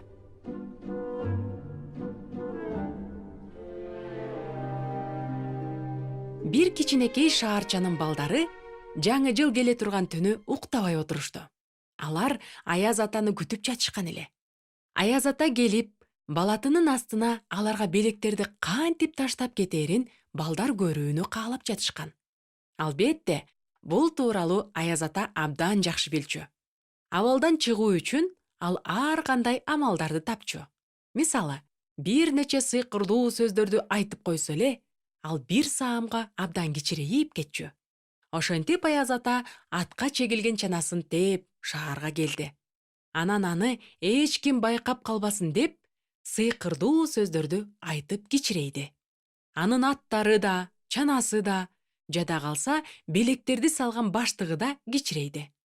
Ал өзү да ушунчалык кичирейгендиктен аны эң кичине бала да байкамак эмес. Мына ошондуктан ал эч коркпостон үйлөрдүн бириндеги ачылган форточкадан учуп кирип, аттарын терезеге токтотуп, чанасынан түштү. Анан абдан кичине болгонуна карабастан, көп нерсени батырган баштыгынан керектүү оюнчукту тапты да, аны балатынын астына коюуга даярданды. Бир маалда балатынын астынан Аяз атаны көздөй бир ит чуркап чыгарын ал кайдан билсин? Албетте, ал абдан коркуп кетип, колундагы белегин таштап, терезедеги чанасына чуркай качты. Болуп жаткан ызы чуудан үйдөгү бала ойгонуп, керебетинен туруп, жарыкты жандырды. Бөлмөнүн ичинде эч ким жок эле. Бала ачууланып, жерди бир тепти да, «Эх» десе, Аяз атанын келишин билүү үчүн итим үрүп, белги берсин деп балатынын астына отургузуп койбодум беле? Аны ушунчалык көргүм келип жаткан, деп капалана түштү. Ал эми Аяз ата ушунчалык коркуп калгандыктан белектерин эптеп таратып бүттү да, үйүнө кетүүгө камына баштады. Андан соң кайрадан мурунку калыбына келүү үчүн сыйкырдуу сөздөрдү айтты. Бирок анын көлөмү өзгөрбөстөн кичине боюнча калды. Көрсө, ит ага үргөндө ал абдан коркуп кеткендиктен кекечтене баштаган экен. Анан ал сыйкырдуу сөздөрдү айтканда, алар бурмаланып жаткандыктан сөздөр эч жардам берген жок. Аяз ата ушунчалык толкундана баштады. Эми эмне болот? Эртең менен балдар турган кезде балатынын астынан алар белектерди таба алышпайт да. Себеби белектер кайрадан чоң болуш үчүн Аяз ата да өзүнүн мурунку калыбына келиш керек эле. Ошентип таң атып, балдар ойгоно башташты. Бир бала балатыга жакын келип, анын астынан белектердин жок экенин көрүп, ыйлай баштады. Аяз ата мага белек алып келген эмес экен. Анткени мен дене тарбия сабагынан 2 алган элем. Дагы башка бала балатынын астынан белегин таппаган соң ачууланып, менин белегим кайда? Аяз ата кайда жүрөт? Ал эмне, өзүнүн милдетин билбейби? Деп кыйкырды. Дагы башка бала балатынын астын карап теке бердине. Мага белектин кереги жок. Мен өзүмө керектүүнүн бардыгын сатып алам, деди. Дагы бир кыз ойгонуп, балатыга чуркап барды да, белекти таппаган соң тынчсызданган үн менен: «Байкуш Аяз ата, ал бир кырсыкка учураган окшойт», деди. Жаңы жыл келгенден кийинки күнү шаарчыдагы балдар эң чоң балаты орнотулган борбордук аянтчада жыл сайын чогулушчу. Ал жерде бардыгы көңүл ачышып, ырдашып, ойношуп, Аяз атадан алган белектери менен бири-бирине мактанышчу. Эми азыр алар эмне жөнүндө сүйлөшүп жатканын элестете аласыңарбы? Алардын нааразычылыгын, айраң таң калганын жана кыжырдануусун. А биздин Байкуш Аяз ата ушул учурда аянтчадагы эң чоң балатынын түбүндө отурган эле. Анын аттары чарчап кеткендиктен буттарын кыймылдатып, моюнтуругуна тагылган коңгуроолор шыңгырап жибербегенде, ал дагы деле ошол жерде көпкө отура бермек. Коңгуроолордун шыңгыраганын уккан балдар балатынын астын карай башташты. Балдардын бири оюнчуктай көрүнгөн чананы жана аттарды колуна алып, карасаңар, чананын ичинде кичинекей аяз ата бар экен. Анын баштыгында белектер бар экен. Көрөлүчү, деди да аяз атанын баштыгына кичинекей колдорун сала баштады. Дагы башка бала аяз атанын сакалынан тартып, ал чыныгы аяз ата эмес экен. Анын сакалы да жасалмай экен, деди. Келгиле, аны кайрадан балаттын астына коюп коелу. Белектери жок болсо, анын бизге эмне кереги бар, деди балдардын бири. Алардын жанында турган бир кыз гана оюнчук аяз атаны аяп: "Балдар, эгерде ал силерге керек эмес болсо, аны мен алсам болобу?" деди. "Ала бер", деди аяз атанын баштыгын изилдеп жаткан бала. "Баары бир анын баштыгында эч нерсе жок. Мен текшерип чыктым." Балдар түштөнүү үчүн үйлөрүнө тарап кетишти. Кичинекей кыз коркконунан калтырап турган аяз атаны аярлап кармап, аны кантип тынчтандырууну ойлоп жатты. "Коркпо, мен сени үйүмө алып барам", деди ал. "Менин апам сага жана сенин аттарыңа тамак берет. Сен биздикинде каалаганча жашай берсең болот." Бул сөздөрдү уккандан кийин аяз ата тынчтанып калды. Анан дагы кекештегени токтоду. Ал сыйкырдуу сөздөрдү туура айткандан кийин кайрадан чоң болуп калды. Анын аттары, чанасы жана белек салынган баштыгы да чоңойду. Ушул заматта балатынын астында балдарга арналган белектер да пайда боло калды. Балдар белектерди алышып, абдан кубанып жатышты. Бир гана аяз ата капаланып турду. Балдарга андан белектер гана керекпи деп, ал ойлонуп жатты. Кийинки жаңы жылда аяз ата кайрадан балдардын бардыгына белек алып келет.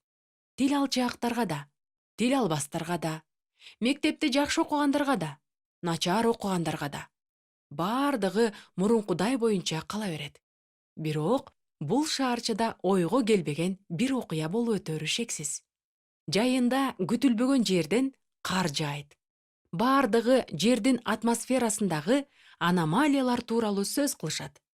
Бирок бир кичине, боорукер кыз гана болуп жаткан укмуштуу нерселердин чыныгы себебин билет. Анткени жай мезгилиндеги анын туулган күнүнө чанасына 3 атты чегип аяз ата келет. Бирок узакка отурбастан белегин тапшырып коюп, кайра кетет. 7 саны.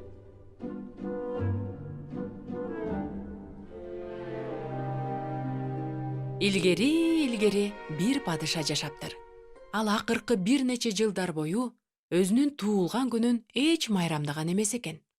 Анын кол алдында көптөгөн кызматчылары иштеп, падыша аларга кылган кызматы үчүн ар дайым сыйлык берип турчу. Ошондуктан алар алган сыйлыктарына татыктуу болуп, чын дилден кызмат кылышчу. Бирок падыша жыл өткөн сайын капалангандан капалана берди.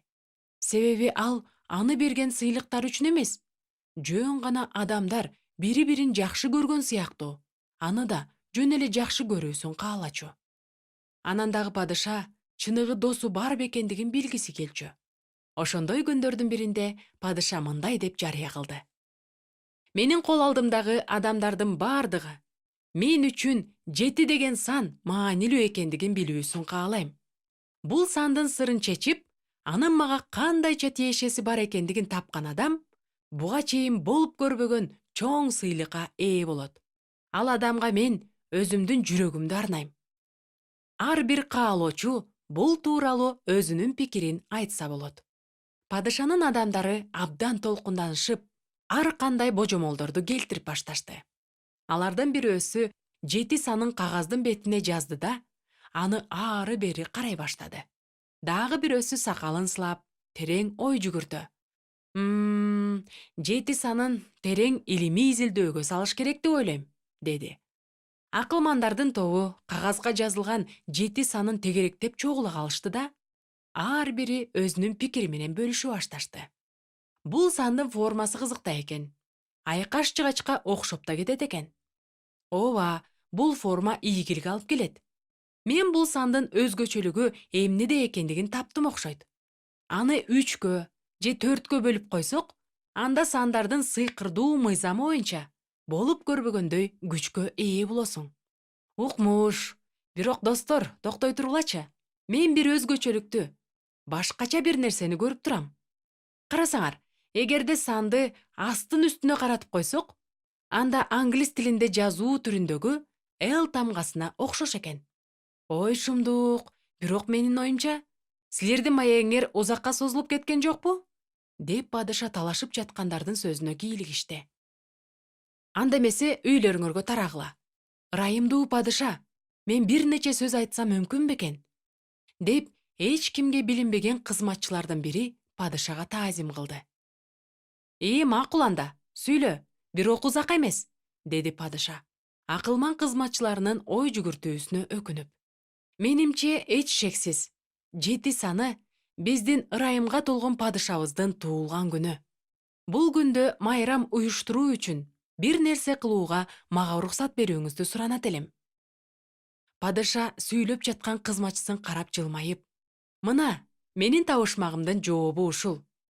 7 саны чын эле мен үчүн көп нерсени билдирет. 7синде мен төрөлгөм. 7синде менин апам эне болгон. Атам болсо ата болгондугу үчүн эң бактылуу адам болгон. 7синде ата-энемдин ата-энелери бактылуу чоң ата, чоң эне, ата, эне болушкан. Жыл сайын 7си биз үчүн чоң майрам эле. Себеби ушул күнү мен үчүн кымбат болгон адамдар мени курчап турушчу. Эми алар жок. Өкүнүчтүү, майрам да токтоду. Бирок бул жылы майрам болот. Дасторкон жайылып, менин жанымда чыныгы досум мени менен чогуу отурат. Бул сенсиң, деп падыша эң момун болгон кызматчысына колун сунду. Уул.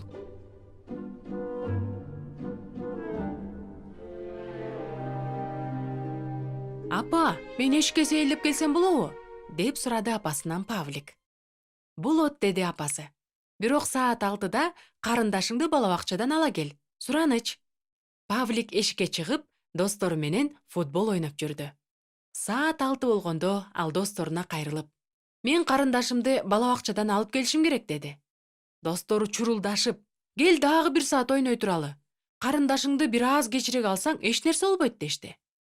Жарым сааттан кийин Павликтин апасы сыртка чыгып, уулун чакырды. Ай, Павлик, сен эмне карындашыңды дагы деле алып келе элексиңби? Мен эми өзүм эле барайын. А сен болсо саат 8де үйдө болгун. Сабактарыңды жасоого жетишишиң керек, деди апасы. Павлик үйүнө абдан кеч келди. Албетте, сабактарын да жасоого жетишкен жок. Кийинки күнү сабактан кийин Павликтин достору киного барууну сунуш кылышты. Павлик апасынан уруксат сурады. Апасы ага мындай деди. Бара кой, уулум. Бирок мультфильмдерди гана көр. Жаңы кино чоңдор үчүн деп уктум. Жаш балдар андайды көрбөшү керек. Павлик достору менен кинотеатрдын алдында жолугушту. Алдын ала билет сатып алып коем деген досу, мультфильмге билеттер калбай калыптыр. Жаңы кинону көрөбүз. Ал абдан кызыктуу дешет го, деди. Павлик капаланып, менин апам ал кинону көрүүгө тыюу салган эле, деп калды. Достору каткырып күлүштү. Апаң билбей калат. Билип калган күндө да, ал эне да баласын түшүнөт эмеспи? Павлик күлүп жатышкан досторун карады. Анан апасын эстеди. Ал ар дайым Павликти татынакай кийиндирип, даамдуу тамак жасап, ооруп калганда санаа тартып, түнү бою уктабай жанында отурганы көз алдына тартылды. Апасы ага китеп окуп бергенин да эстеди. А бул достору ал үчүн эмне кылышты эле? Эмне үчүн Павлик апасына караганда досторун угушу керек? Эгерде Павлик үшүп калса, же ачка болсо, алар ал үчүн кам көрмөк беле? Павлик досторун дагы бир жолу карады да, чечкиндүү үн менен: "Жок, апам бул кинону көрбө деген", деп айтты. Автобустун ичинде.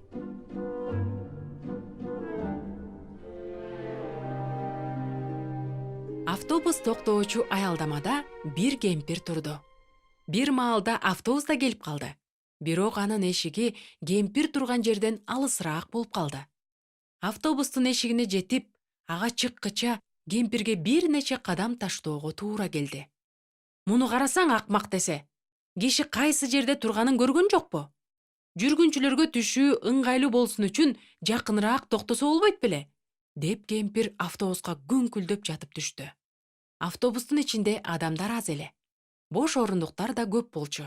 Алдыңкы орундуктарда эки бала бир нерселер жөнүндө жандуу сүйлөшүп бара жатышкан. Алардын көңүлү сырттагы ары бери өткөн иномарка машинелерде эле. Кемпир аларга жакын келип: «Кеткиле бул жерден. Карасаңар, жазылып турат го. Каарыган жана майып адамдар үчүн деп. Кана, каарыган кемпирге орун бергиле. Азыркы жаштар улууларды эч сыйлашпайт. Аларды деги ким тарбиялайт? Акмактар, тентектер». Балдар тынчтанып калышты да, эч үндөбөстөн башка орундуктарга жылып алышты. Капысынан автобустун алдынан бир нерсе чыга калды эле, айдоочу тормозду баса салды. Баягы кемпир болсо силкинип барып, кармоочко урунуп калды. «Сен эмне, отун жүктөп бара жатасыңбы? Ушуга окшогондорго айдоочу күбөлүгүн ким берди экен? Каракчы, кылмышкер, мен жараат алдым. Сениби шашпа, сотко берем», деп кемпир кыйкырды эле. Жүргүнчүлөр коркуп кетишти. Ошентип жүргүнчүлөр чыгуу үчүн алардын түшөөр маалы келе элек болсо да, алдыга жыла башташты. Себеби ажаан кемпир менен бирге бир автобуста болууну эч ким каалаган жок. Эки бала да, иномаркаларды сүйүүчүлөр, кийинки аялдамадан түшүүгө камана башташты. Бирок баягы ажаан кемпир тепкичке жулунуп жетип, балдарды түрткүлөп, чыгуу жолунда тоскоол болбоосун талап кылып кыйкырды. Балдар кемпирди алдыга өткөрүштү. Анан бардыгы автобустан түшүп кетишти. Бирок тиги кемпир болсо түшкөн аялдамада туруп алып, дагы деле урушканын токтоткон жок. Ташбоор адамдар жөнүндөгү ойлорунун бардыгын кыйкырып чыгарып алган соң, бийик үйлөр жайгашкан тарапка бет алды. Мунун бардыгына күбө болгон балдар унчукпастан аялдамада башка автобустун келишин күтүп жатышты. Мына, автобуста келе жатканы алыстан көрүндү. Ошол маалда аялдамага темтеңдеп дагы бир кемпир келди. Автобустун эшиктери ал кемпир турган жерден алысыраак ачылды. Анан кемпир автобуска түшүүгө шашылды. Эшикке жакындап калганда, ал эки баланы көрүп калды да, аларды алдыга өткөрүп мындай деди: «Силер жашсыңар да, өткүлө. Мен кыбырап чыккыча бир топ убакыт өтөт. Силерди кармагым келген жок». Балдар бири-бирин тиктешип, анан бир үн менен: «А биз сизге жардам беребиз», дешти. «Ой, рахмат балдарым», деди кемпир кубанган үн менен. «Аябай боорукер экенсиңер». Автобус ордунан жылды да, бир маалда капысынан токтой калды. Кемпир болсо кармоошту бекем кармап: «Ойгокуй, бир нерсе болду окшойт», деди толкундана. Анан айдоочуга кайрылып сурады: «Кандайсың, уулум? Эң негизгиси коркпо да кабатырланба. Карачы, шаардагы машинелердин көбүн. Азыркы күндөрдө айдоочу болуу жеңил иш эмес». Ошентип балдар чыгууга шашыла башташты. Кемпир да чыгууга камынып калды. Алар эшиктин алдына жакындап калышканда, кемпир балдарды карап: «Силер, балдарым, өтө бергиле. Мен эптеп түшкөнчө көп убакыт өтөт». Балдар бири-бирин карашып, кайрадан бир үн менен: «А биз сизге жардам беребиз», дешти. Үчөө автобустан түшкөндөн кийин кемпир балдарга: балдарым, силер жакшы балдар экенсиңер. Кудай силерди колдосун», деди. Бул балдар жыйындагы даңктоо хорунун репетициясына бара жатышкан эле. Жыйындан аларды хордун жетекчиси тосуп чыкты. Анан балдар ага автобуста жолуккан эки кемпир жөнүндө айтып беришти. Жакан жазган жакшы кабарда мындай сөздөр бар: «Ал, башкача айтканда, ыйса, чоңоюшу керек. А мен, адам, кичирейишим керек», деди хордун жетекчиси. Силерге жолуккан биринчи кемпир өмүр бою өзүнүн жеке кызыкчылыгын көздөп жашаган. Башкача айтканда, өзү чоңойгон. Ал эми экинчи кемпир өмүрүн ыйса машаякка арнап, ага орун бошотуп берген. Башкача айтканда, өзү кичирейген. Силер кандай адамдар менен ар дайым чогуу болгуңар келет эле? Ичинде ыйса чоңойгон адамдар менен, деп шектенбестен жооп беришти балдар. Чын эле, өзү жөнүндө гана ойлогон жана ыйса үчүн жүрөктөрүндө орун таба албаган адамдар бизге анча жага беришпейт. Торт.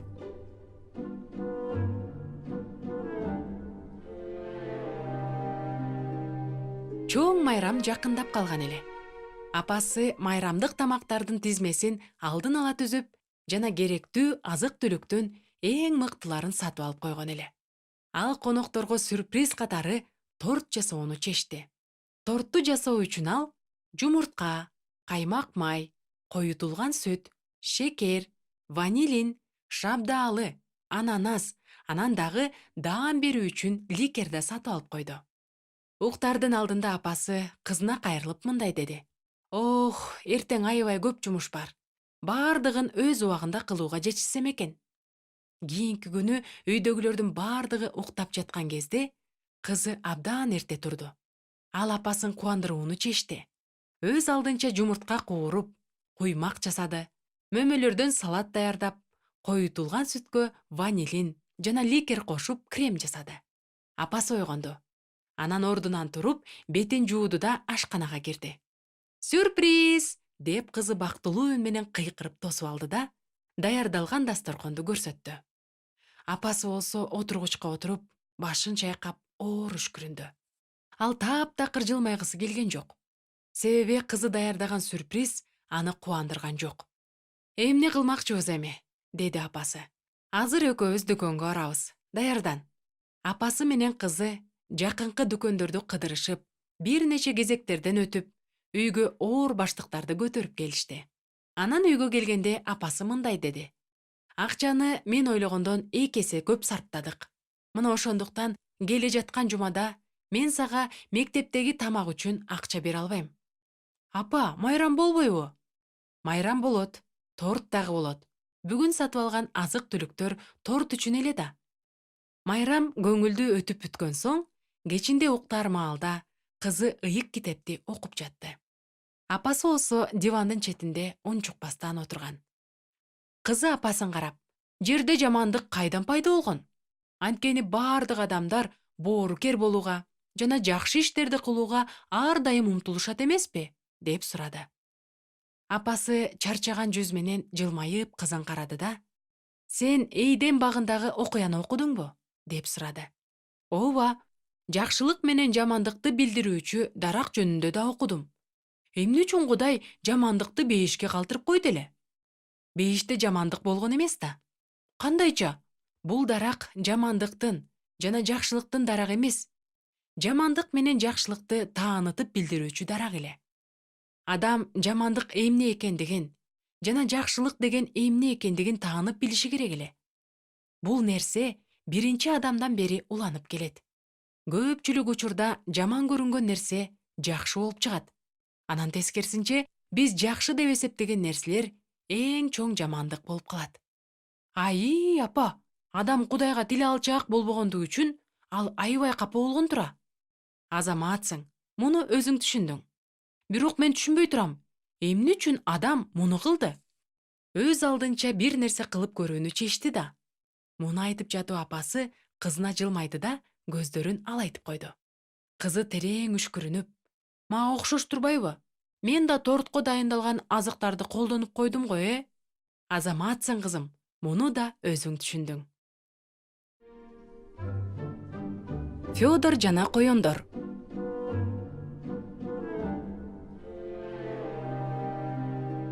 Күн бийик көтөрүлүп калган эле. Фёдор сергек ойгонуп, бети колун жууп, кийинип, жакшылап тамактанып алып, эшиктин алдына чыкты. Үйүнүн алдында туруп алып, кошуналарынын үйлөрүнө көз жүгүртүп: «Дагы деле уктап жатышат. А мен болсо ишке даярмын», деди. Фёдор колуна кетменин көтөрүп алып, огородуна жөнөдү. Огороддун так ортосунда: «Бул менин огородум. Эч кимге кирүүгө болбойт», деген жазуусу бар тактайча шыргыйда бийик илинип турду. Фёдор огородчу капусталар өскөн жөөккө келип, ар бир капустанын түбүн жумшарта баштады. Жөөк абдан чоң, капусталар көп өскөн эле. Фёдор чын дилден берилип иштеп жатты. Бир маалда ал огородко уурданып келе жаткан коёнду капысынан көрүп калды. Капустанын катарында өсүп турган кызылчанын жалбырактарына жашынып, коён түйүлгөн капустага жакындады. Фёдор ачуусу ушунчалык келгендиктен кекештене мындай деди: «Сен эмне кылып жатасың? Сен кандайча? Деги сен менин огородума киргенге кантип батындың? Бул жерде жазылып турбайбы? Коен арткы эки бутуна турду да Федорго бурулуп: Дегиңкиси, мен бул жерге келгенимдин себеби сен кандай азамат экениңди, огородуңду абдан тыкаан карай турганыңды айтайын дегем, деди. Федордун жүзүндө мактанган жылмаюу пайда болду. Муну көргөн коен ага акырындап жакындады да сөзүн уланта: Эч кимдин жемиштери сеникинчелик жакшынакай эмес. Мисалы, Степанды алсак, деди коен кошунанын огородуна колун шилтеп. Аныкында айтып коеюн, отоо чөптөн башка эч нерсе өспөйт. А Василийчи, ал таптакыр жер казганды да билбейт. Ал өзүнүн устаканасында балкасы менен ургулап турса эле болду. Федор коендун сөздөрүнө алаксып, башкалардын огородун карап, башын ары-бери бургулап жатты. Ошол маалда коен бир капустаны сындырды да, артына бекитип, токойду көздөй кетенчиктеп: Эми сени кармабайын, ишиңди уланта бер, деп коштошту. Коен кетип калды. Федор болсо жерди жумшартканын уланта баштады. Ошондо гана жөөктөгү тик чийип турган капустанын тамырын көрдү. Ах, сениби алдамчы десе, деди ал толкундана. Кантип бул ишке батынды, ууру десе. Ошентип Федордун иштөөгө каалоосу жоголуп, үйүнө жеңил тамактануу үчүн кирип кетти.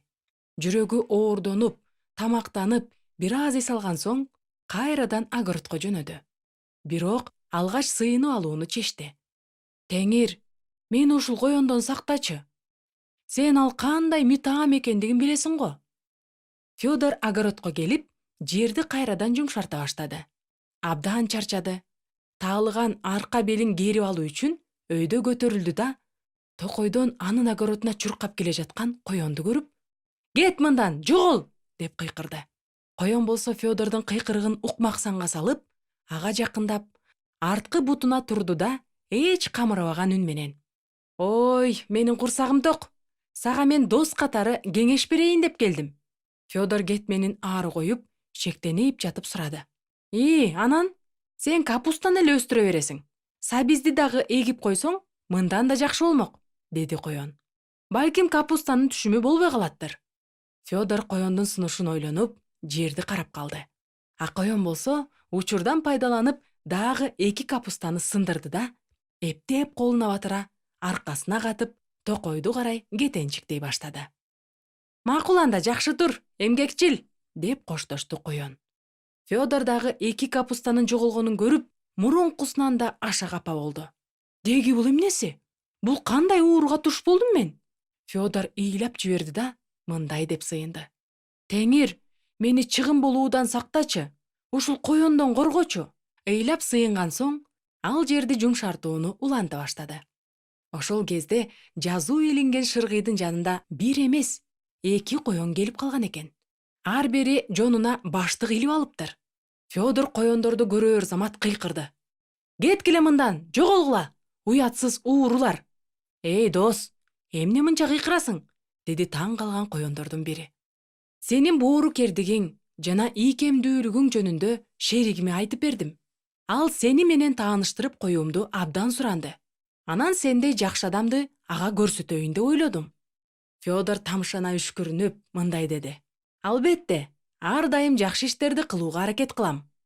Кел отурчу, деп сунуштады коен. Бирге баарлашалы. Боорукердик жана ырайымдуулук жөнүндө сөз кылалы. Огородчу жагымдуу сөздөрдү угуу үчүн коенго жанаша отура калды. Алар сүйлөшүп жаткан мезгилде башка коен эч шашпастан көлөмдүү баштыгына капустаны биринин артынан бирин сала баштады. Азыр жакшы адамдар аз калды, деп жатты сөзгө чечен коен. Мисалы, сенин кошунаң Иванды алсак, ал деле аракетчилдей көрүнөт, бирок эмне үчүн огородун сайып алгыч зым менен коруп койгон. А Степанчы огород эмей эле байыркы кылымдагы сепили болгонсуп, узун казыктардан кашаа куруп алган. А Василий жөнүндө айтып деле кереги жок. Анын огороду ушунчалык каралбай калгандыктан, отоо чөптөн башка эч нерсе өспөйт. Эми биз кетели. Маазмундуу маек үчүн сага рахмат. Болуп туранда дагы көрүшөбүз, деди коен. Анын досу токойго жакындап калганын көрүп. Федор уккан сөздөр тууралуу ойлонуп, дагы бир саам отурду. Анан колуна кетменин алып турду да, албетте, жөөктөн дагы 5 капуста жок экендигин байкады. Ал ушунчалык капы болуп, өксү ыйлагандыктан кошунасы Степанга анын ыйы угулду. Ал Фёдорду карап: «Эй, Фёдор, эмне мынча ыйлап жатасың?» деп сурады. «Кудай менин сыйынууларымды укпай жатат. Ал мени таштап койду». «Андай болушу мүмкүн эмес», деп таң калды Степан. «Ошондой. Андан мени коёндон коргоосун суранып жатам. Эми карасаң, капусталарым кайрадан сынып жатат». Степан кошунасынын жарымы бош калган жөөктөрүн карап сурады: «А сен өзүң коёндон коргонуу үчүн эмне кылдың?» Фёдор таарына түштү да: «Мен шыргыйга такта илип койбодумбу? Анда огород меники экендиги жазылган», деди. Степан башын чайкап: «Кандай коргонсоң, ошону аласың», деди да кетип калды. А Фёдор болсо сыйынганын улантты: «Теңир, мага эч ким жардам берүүнү каалабайт. Мени бул коёндордон коргочу». Аквариум.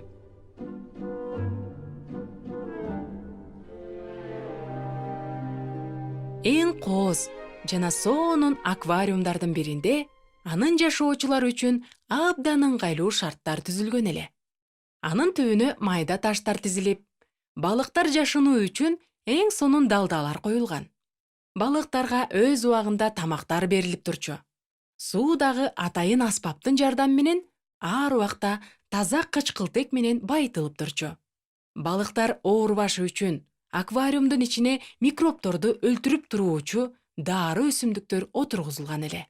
Балыктар бул өсүмдүккө жакын келишип, ага арты менен кырынышчу. Күндөрдүн биринде бир шамдагай балык бул дары өсүмдүктү даамдап көрүүнү чечти. Ал бир тиштеп жеп көрүп, жуткандан кийин анын көңүлү ачыла түштү. Анан көңүлдүү балык курдаштарын чакырып келди да, бардыгы чогуу дары өсүмдүктүн жалбырактарын биринин артынан бирин жабыла кемире башташты. Алардын да көңүлдөрү ачылды. Бирок балыктардын шайыр көңүлү көп куузаган жок. Себеби алардын ортосунда талаш чыгып, бири-бирин дары өсүмдүккө жакындатпай түрткүлөй башташты. Башаламандыктан пайдаланып, дагы бир шамдагай балык өсүмдүктүн бир жалбырагын жутуп алды да өз үйүнө кирип кетти. Ал тапкан олжосун таштын астына жакшылап бастырып койду. Көп өтпөй эле ал таштын астында курттар пайда болушту. Анан балык бир куртту жеп көрдү эле, ага жагып калды. Шамдагай балык курдаштарын конокко чакырды да, аларга курттарды берип сыйлай баштады. Соргок балыктар тамакты жешип, мактап жатышты. Курттун бардыгы түгөнгөндөн кийин келген балыктар эки жагын карашып, дагы эмне бар экендигин издей башташты. Бирок жегенге эч нерсе таппаган соң, алар бири-бирине жулунуп, тиштегилей башташты. Акырында бир тойбос балык башка балыкты жутуп койду. Ошондон кийин аквариумда жашоо кооптуу болуп калды. Себеби балыктар бири-бирин жей баштаган эле. Ошол кезде дары өсүмдүктүн бир гана сөңгөгү калган. Эми ал микробтор менен күрөшө албай куурай баштады. Курттар да ушунчалык көбөйүшүп, аквариумдун түбүнө толуп кетишкендиктен суу кирдеп, сасып кетти. Балыктар ооруп, өлө башташты. Бир нече балыктар гана болуп жаткан акылсыздыктан алыс болуп, өздөрүнүн үйлөрүнө бекинип алышты. Бир күнү аквариумдун кожоюну кичинекей торчон алып, аны менен үйлөрүндө бекинип отурушкан балыктарды алып чыгып, аларды таза суусу бар банкага салды да, аквариумдагы сууну оорулуу балыктары менен бирге төгүп таштады. Ал аквариумду кайрадан жууп, тазалап, кургатууга, анын түбүнө таштарды тизип чыгууга туура келди. Андан кийин ичине таза суу куйду. Бардыгы жаңыланып бүткөн соң, банкадагы тил алчаак, жакшы балыктарды аквариумга кайрадан салды. Аквариумдун ичинде көңүлдүү жана бактылуу жашоо кайрадан башталды. Балыктар күндөн күнгө көбөйүп жатышты. Күндөрдүн биринде аквариумдун кожоюну балыктардын бири дары өсүмдүктүн жалбырагын үзүп жеп алганын байкап калды. Ал ошол замат колуна торчосун алып, балыкты кармап чыкты да, аны ыргытып жиберди. Ал эмне кылып жатат? Деди балыктардын бири нааразы болуп. Бул кандай мыкаачылык? Дагы башка күнү бир балык таштын алдына тамагын жашырып койду. Аквариумдун ээси муну көрөр замат торчун алды да балыкты кармап чыгып, аны аквариумдан ыргытып жиберди. Биздин кожоюнубуз өтө коркунучтуу экен, деп бул жолу бир нече балыктар кыжырданышты. Ал ким үчүн коркунучтуу? Деп сурады эң жалтыраган балыктардын бири. Бул алтын балыкты бардыгы жакшы билишчү. Анткени ал мурунку аквариумдун жок кылынганына чейин эле бул жерде жашап келген эле. Кээ бир балыктар ага кулак салышты. Кээ бирлери болсо анын сөздөрүнө кайдыгер болушту. Биздин кожоюнубуз, деди алтын балык уулуна. Бир гана тил албастарга коркунучтуу көрүнөт. Ар дайым туура иш кыл. Эмне кылуу керектигин жана эмне кылбоо керектигин билип жүр. Ошондо гана кожоюн сен үчүн коркунучтуу болбойт. Коркунучтар.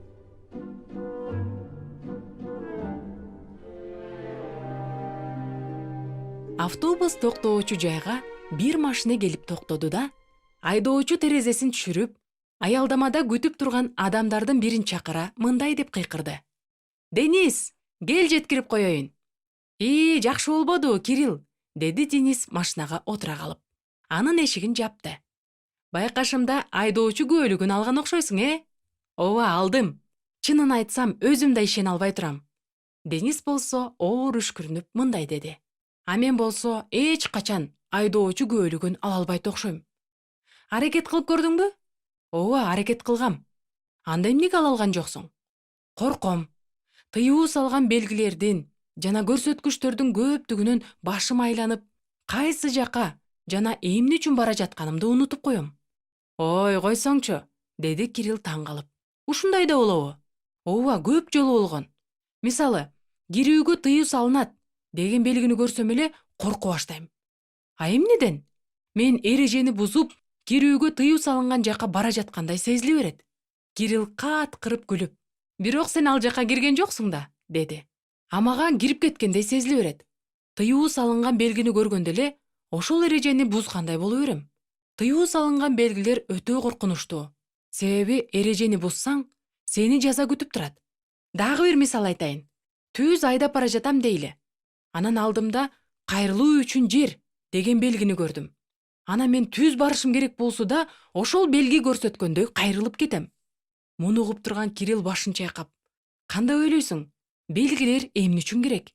Сен үйүңдө эле отура беришиң үчүнбү? Белгилердин максаты бул сен машина айдап бара жатканда көчөлөрдө жана жолдордо тартип болушу керек. Бирок сени мен түшүнүп турам. Менде да ушуга окшогон коркунучтар бар. Бирок башка нерседе. Эгерде экөөбүздүн маегибизге кармансак, мен да ыйык китепти окуганымда өзүмдү ошол замат күнөөкөр же эрежени бузуучу экенимди көрөм. Мисалы, Теңирдин ишин шалаакылык менен кылган адамга каргыш деп жазылган. Ушул сөздөрдү окуганда мен коркуп баштайм. Анан бир нерсе кылуудан коркуп, эч нерсе кыла албай калам. А эмнеге коркосуң? Деп бул жолу Денис таң калып сурады. Менин билишимче, сен ар бир ишке олуттуу мамиле кыласың. Кирилл досунун түшүнбөй жатканына өкүнө карап мындай деди. Мунун эмнеси түшүнүксүз? Эгерде айтылып жатса, анда ал сөз мен үчүн айтылып жатат да. Ошондой кылба деп айтылып жатса, сен кылган жоксуң да, азаматсың.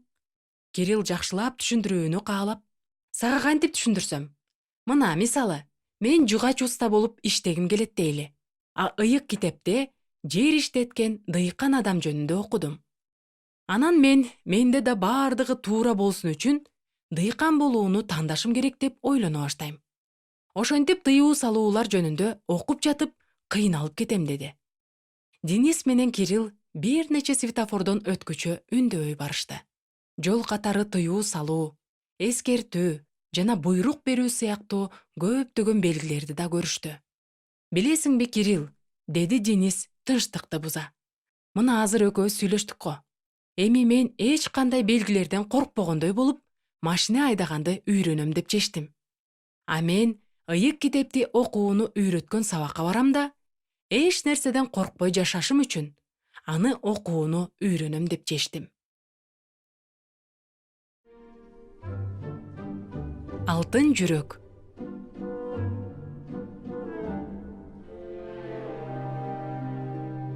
алтын жүрөк адам деген атка конгон бир адам жашаган экен. Ал беришен, боорукер жана башкалар менен мамилелешкенди сүйгөн адам эле. Көп адамдар анын бул мүнөзүн өздөрүнүн кызыкчылыгы үчүн колдонушчу. Ыйса Машаяк муну көрүп турчу.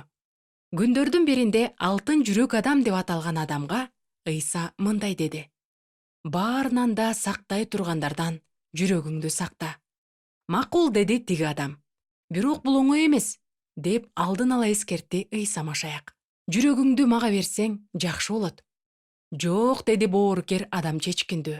Мен өзүм деле аны жакшы сактай алам. Алтын жүрөк адам боорукер эле эмес, акылдуу да болгондуктан, адамдар анын боорукердигин өздөрүнүн кызыкчылыгы үчүн колдонушпасын деп, алар менен мамилелешүүнү токтотууну чечти. Ошентип бир нече жылдар өттү. Алтын жүрөк жалгыздыктан кыйнала баштады. Күндөрдүн биринде алтын жүрөк адам жашаган үйдүн эшигин бирөө тыкылдатты. Бул ким, деп сурады ал. Бул биз, сенин кошуналарың. Сага кубаныч менен көңүл ачууну алып келдик. Үйдүн кожоюну эшигин кенен ачып, бардык меймандостугу менен конокторду тосуп алды. Ошентип анын жашоосуна көңүл ачуу кирип келди. Түгөнбөгөн анекдоттор, адепсиз тамашалар, күнү түнү уланган отуруштар, күлкү каткырыктар, майрамдык тополоң, талаш тартыштар жана акыркы ушактардын берилүүсү. Ошондой күндөрдүн биринде алтын жүрөк адам абдан чарчагандыктан жакшылык кылууга жана боорукер болууга күчү калбай калды. Анан ал эч болуп көрбөгөндөй кайгыга батып кетти. Бир күн анын эшиги дагы тыкылдады. Бул ким, деди кожоюн кыжырданган үн менен. Бул биз, сенин досторуң. Сага тынчтык менен бейпилдикти алып келдик. Ал эшигин аларга кенен ачты. Жаңы достору аны эч нерсе тууралуу кабатыр болбоону үйрөтүштү. Башкалар сени боорукер же ташбоор дешеби, берешен же сараң дешеби, тирүү же өлүк дешеби? Анын кандай айырмасы бар? Чындап эле кандай айырмасы бар? Деп алтын жүрөк адам буга макул болду. Ошол замат анын жүрөгүн кайдыгерлик байлап алды. Анан ал бардыгына кайдыгер жана көңүл кош караган ташбоор адамга айланды. Ал тегерегиндеги болуп жаткан адилетсиздикти жана кордукту, адамдардын кыйналып, азап тартканын көрүп турду. Бирок бул жөнүндө ойлонгусу келген жок.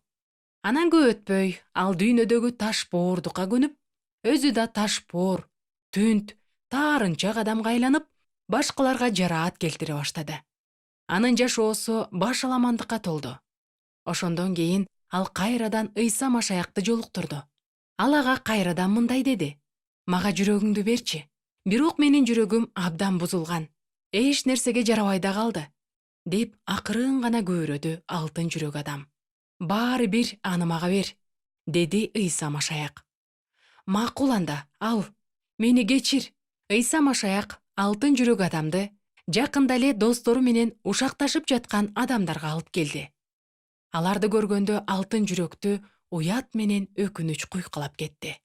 Ыйса Машаяк аны оорулар менен жакырчылыктан азап тарткан адамдардын жанынан жетелеп өттү.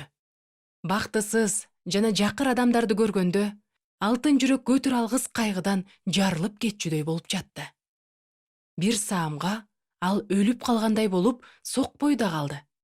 Бирок күтүүсүздөн жүрөккө жаңы күч кирип, ал боорукердик, берешендик жана тынчтыкка толуп кайрадан сого баштады. Рахмат сага, Ыйса! Менин жүрөгүмө эмне керектигин мен эми билдим, деди ал бактылуу болуп. Эми мен силерге өзүмдүн тынчтыгымды берип жатам. Бул дүйнө бере албаган тынчтыкты берип жатам, деген сөздөрүңдү түшүндүм. Анан дагы сенин, уулум, мага жүрөгүңдү бер, деп айтканыңдын себебин да түшүндүм. Кайрадан эшик кагылды. Бул ким? Деп сурады кожоюн. Бул биз, сенин кошуналарың. Сага кубаныч менен көңүл ачууну алып келдик. Мага силердин кубанычыңардын да, көңүл ачууңардын да кереги жок, деп жооп берди алтын жүрөк адам. Мен силерди киргизбейм. Эшикти кайрадан тыкылдатышты. Алтын жүрөк адам мурунку эле сөздөрдү укту. Бул биз, сенин досторуң. Сага тынчтык менен бейпилдикти алып келдик. Мага силердин тынчтыгыңар менен бейпилдигиңердин кереги жок, деп чечкиндүү жооп берди кожоюн. Мен силерди киргизбейм. Алтын жүрөк адам үйүнөн чыгып, бардык адамдарга боору кердикти, назиктикти жана сүйүүнү берип жүрдү. Муну кылуудан ал эч тажаган жок. Мен үйрөнөм.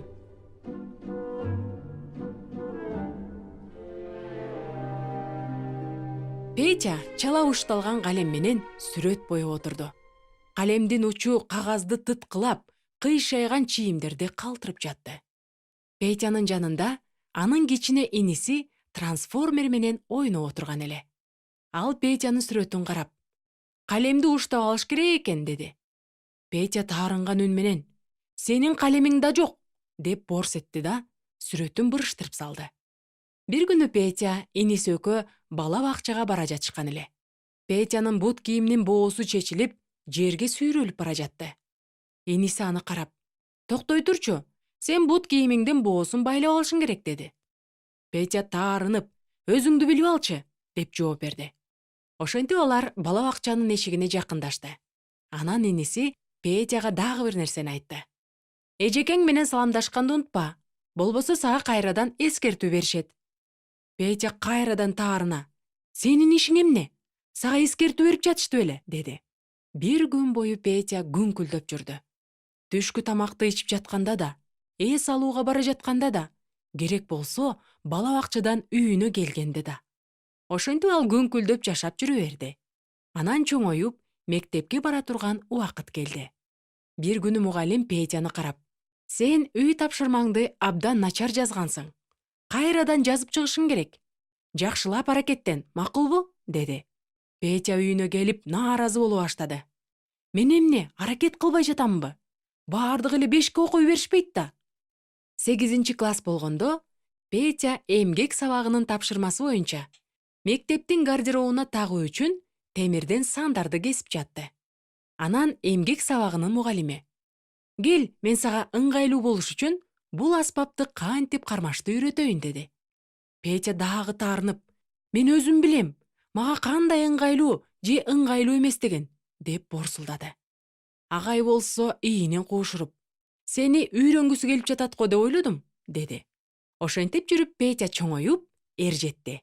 Ал өзүнө карата айтылган орой, өзнөкүн бербеген, өжөр экендиги тууралуу сөздөрдү көп укчу. Бирок баары бир кулак салчу эмес. Бир күнү ага жыйындан да эскертүү айтышты. "Пётр, адамдар менен мынтип орой сүйлөшүүгө болбойт. Ар ким өзүн байкап жүрүшү керек да", деди ал адатынча. Дагы башка жолу андан: "Бул чоң энеге жардам берип койчу. Ал сен жашаган үйдө жашайт. Өз алдынча жыйынга келе албайт экен. Сен машинаң бар эмеспи? Аны ала келсең жакшы болот эле", деп суранып калышты. "Эмне эле мени баарыңар карап турасыңар?" деди ачуулана Пётр. "Өзүңөр жардам бергиле ал кемпирге. Менин кандай тиешем бар буга? Эмне эле мага кандай болуш керектигин үйрөтө бересиңер? Биз сени бир нерсени үйрөнгүсү келет деп ойлогон элек". Бул жолу Пётр эч нерсе деп жооп берген жок. Ал баягы эмгек сабагынан берген мугалими эсине түштү. Көп жыл мурда ал да так эле ушул сөздөрдү айткан эле. Пётр үйүнө келип, 4 парак кагаз алып, ар бирине бир эле суроону жазды. Эмне үчүн адамдар мага эскертүүлөрдү айтып беришет? Биринчи кагазга ал мындай жооп жазды: "Себеби мени бардыгы жек көрүшөт". Экинчисине: "Себеби мени жакшы көрүшөт". Үчүнчүсүнө: "Мага бардыгы жамандык каалашат". Төртүнчүсүнө: "Мага бардыгы жакшылык каалашат". Андан соң ал алдыда турган кагаздарды көпкө карап, алардын ордун алмаштырып, бирин жакыныраак коюп, башкасын алысыраак түртүп жатты. Дагы бир саам ойлонгондон кийин Пётр кагаздардын экөөсүн бырыштырып, таштанды салган чакага ыргытып таштады. Ал ыргытылган кагаздагы сөздөрдү жалган деп эсептеген сөздөр эле. Жыйынтыгында анын колунда "Себеби мени жакшы көрүшөт" жана "Мага бардыгы жакшылык каалашат" деген 2 жооп калды. Пётр терең дем алып, өзүнө өзү: "Мен эми таарынбайм, мен үйрөнөм", деп бекем чечим чыгарды. Каардуу доктур.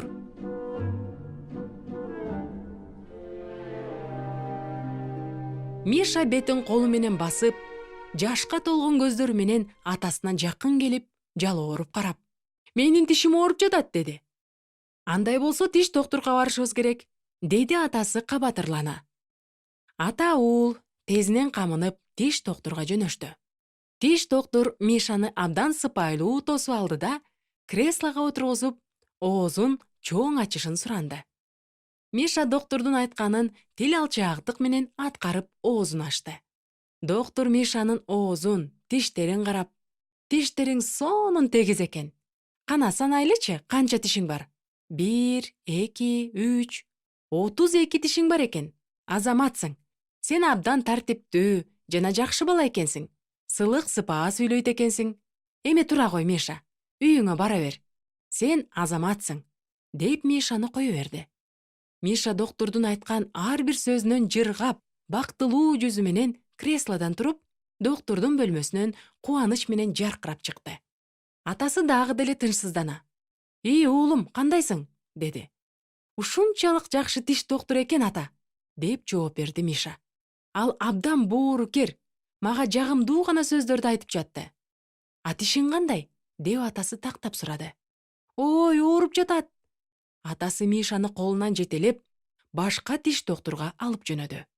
Миша доктурдун бөлмөсүнө кирип, креслого отуруп, оозун ачты. Ай, кандай жаман кариес, деди каардуу үн менен доктур. Менин 32 тишимдин бардыгы аппак, анан теп-тегиз, деди Миша таарынган үн менен. Анысы аз келгенсип көптөн бери турган эски, каралбаган кариес экен, деп доктур Мишанын айтканына кулак салбастан сүйлөй берди. Тишиңди даарылап, анан пломба коюшубуз керек. Тишимди чукуйсузбу? Деп Миша коркуп кетти. Чукушум керек, деди доктур чечкиндүү үн менен. Бардык чириген, ириңдеген жерлерин тазалап чыгышым керек да. Андан соң гана пломба коем. Миша ыйлап жиберди. Суранам. Мен мындан ары ширин эч нерсе жебейм. Ачуу даарыны ичем. Апам менен атамдын айтканын угам. Тишимди чукулабай эле коюңузчу, суранам. Доктур кабагын бүркөп. Сен шириндиктерди жейсиң. Ачуу даарыны ичүүнүн кажети жок. Ал эми мен сенин тишиңди даарылап, айыктырып койгондон кийин апаң менен атаңдын айтканын сөзсүз угушуң керек. Бул учурда атасы Мишаны коридордо күтүп отурган эле.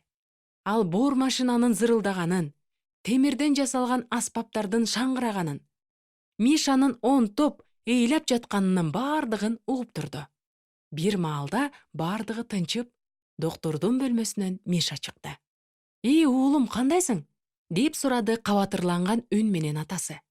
Миша чөнтөгүнөн конфет алып чыгып, сыртын арчып, кагазын атасына карматты да, конфетти толугу менен оозуна тыгып, бул каардуу доктурга эч качан келбейм, деди.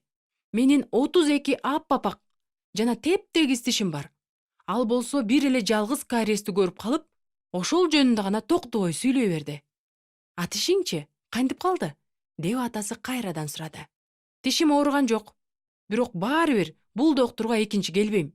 Тишимди жууйм, сүттөн көп ичем, быштактан жейм, тамактан кийин оозумду чайкап турам. Бирок бул доктурга эч качан келбейм.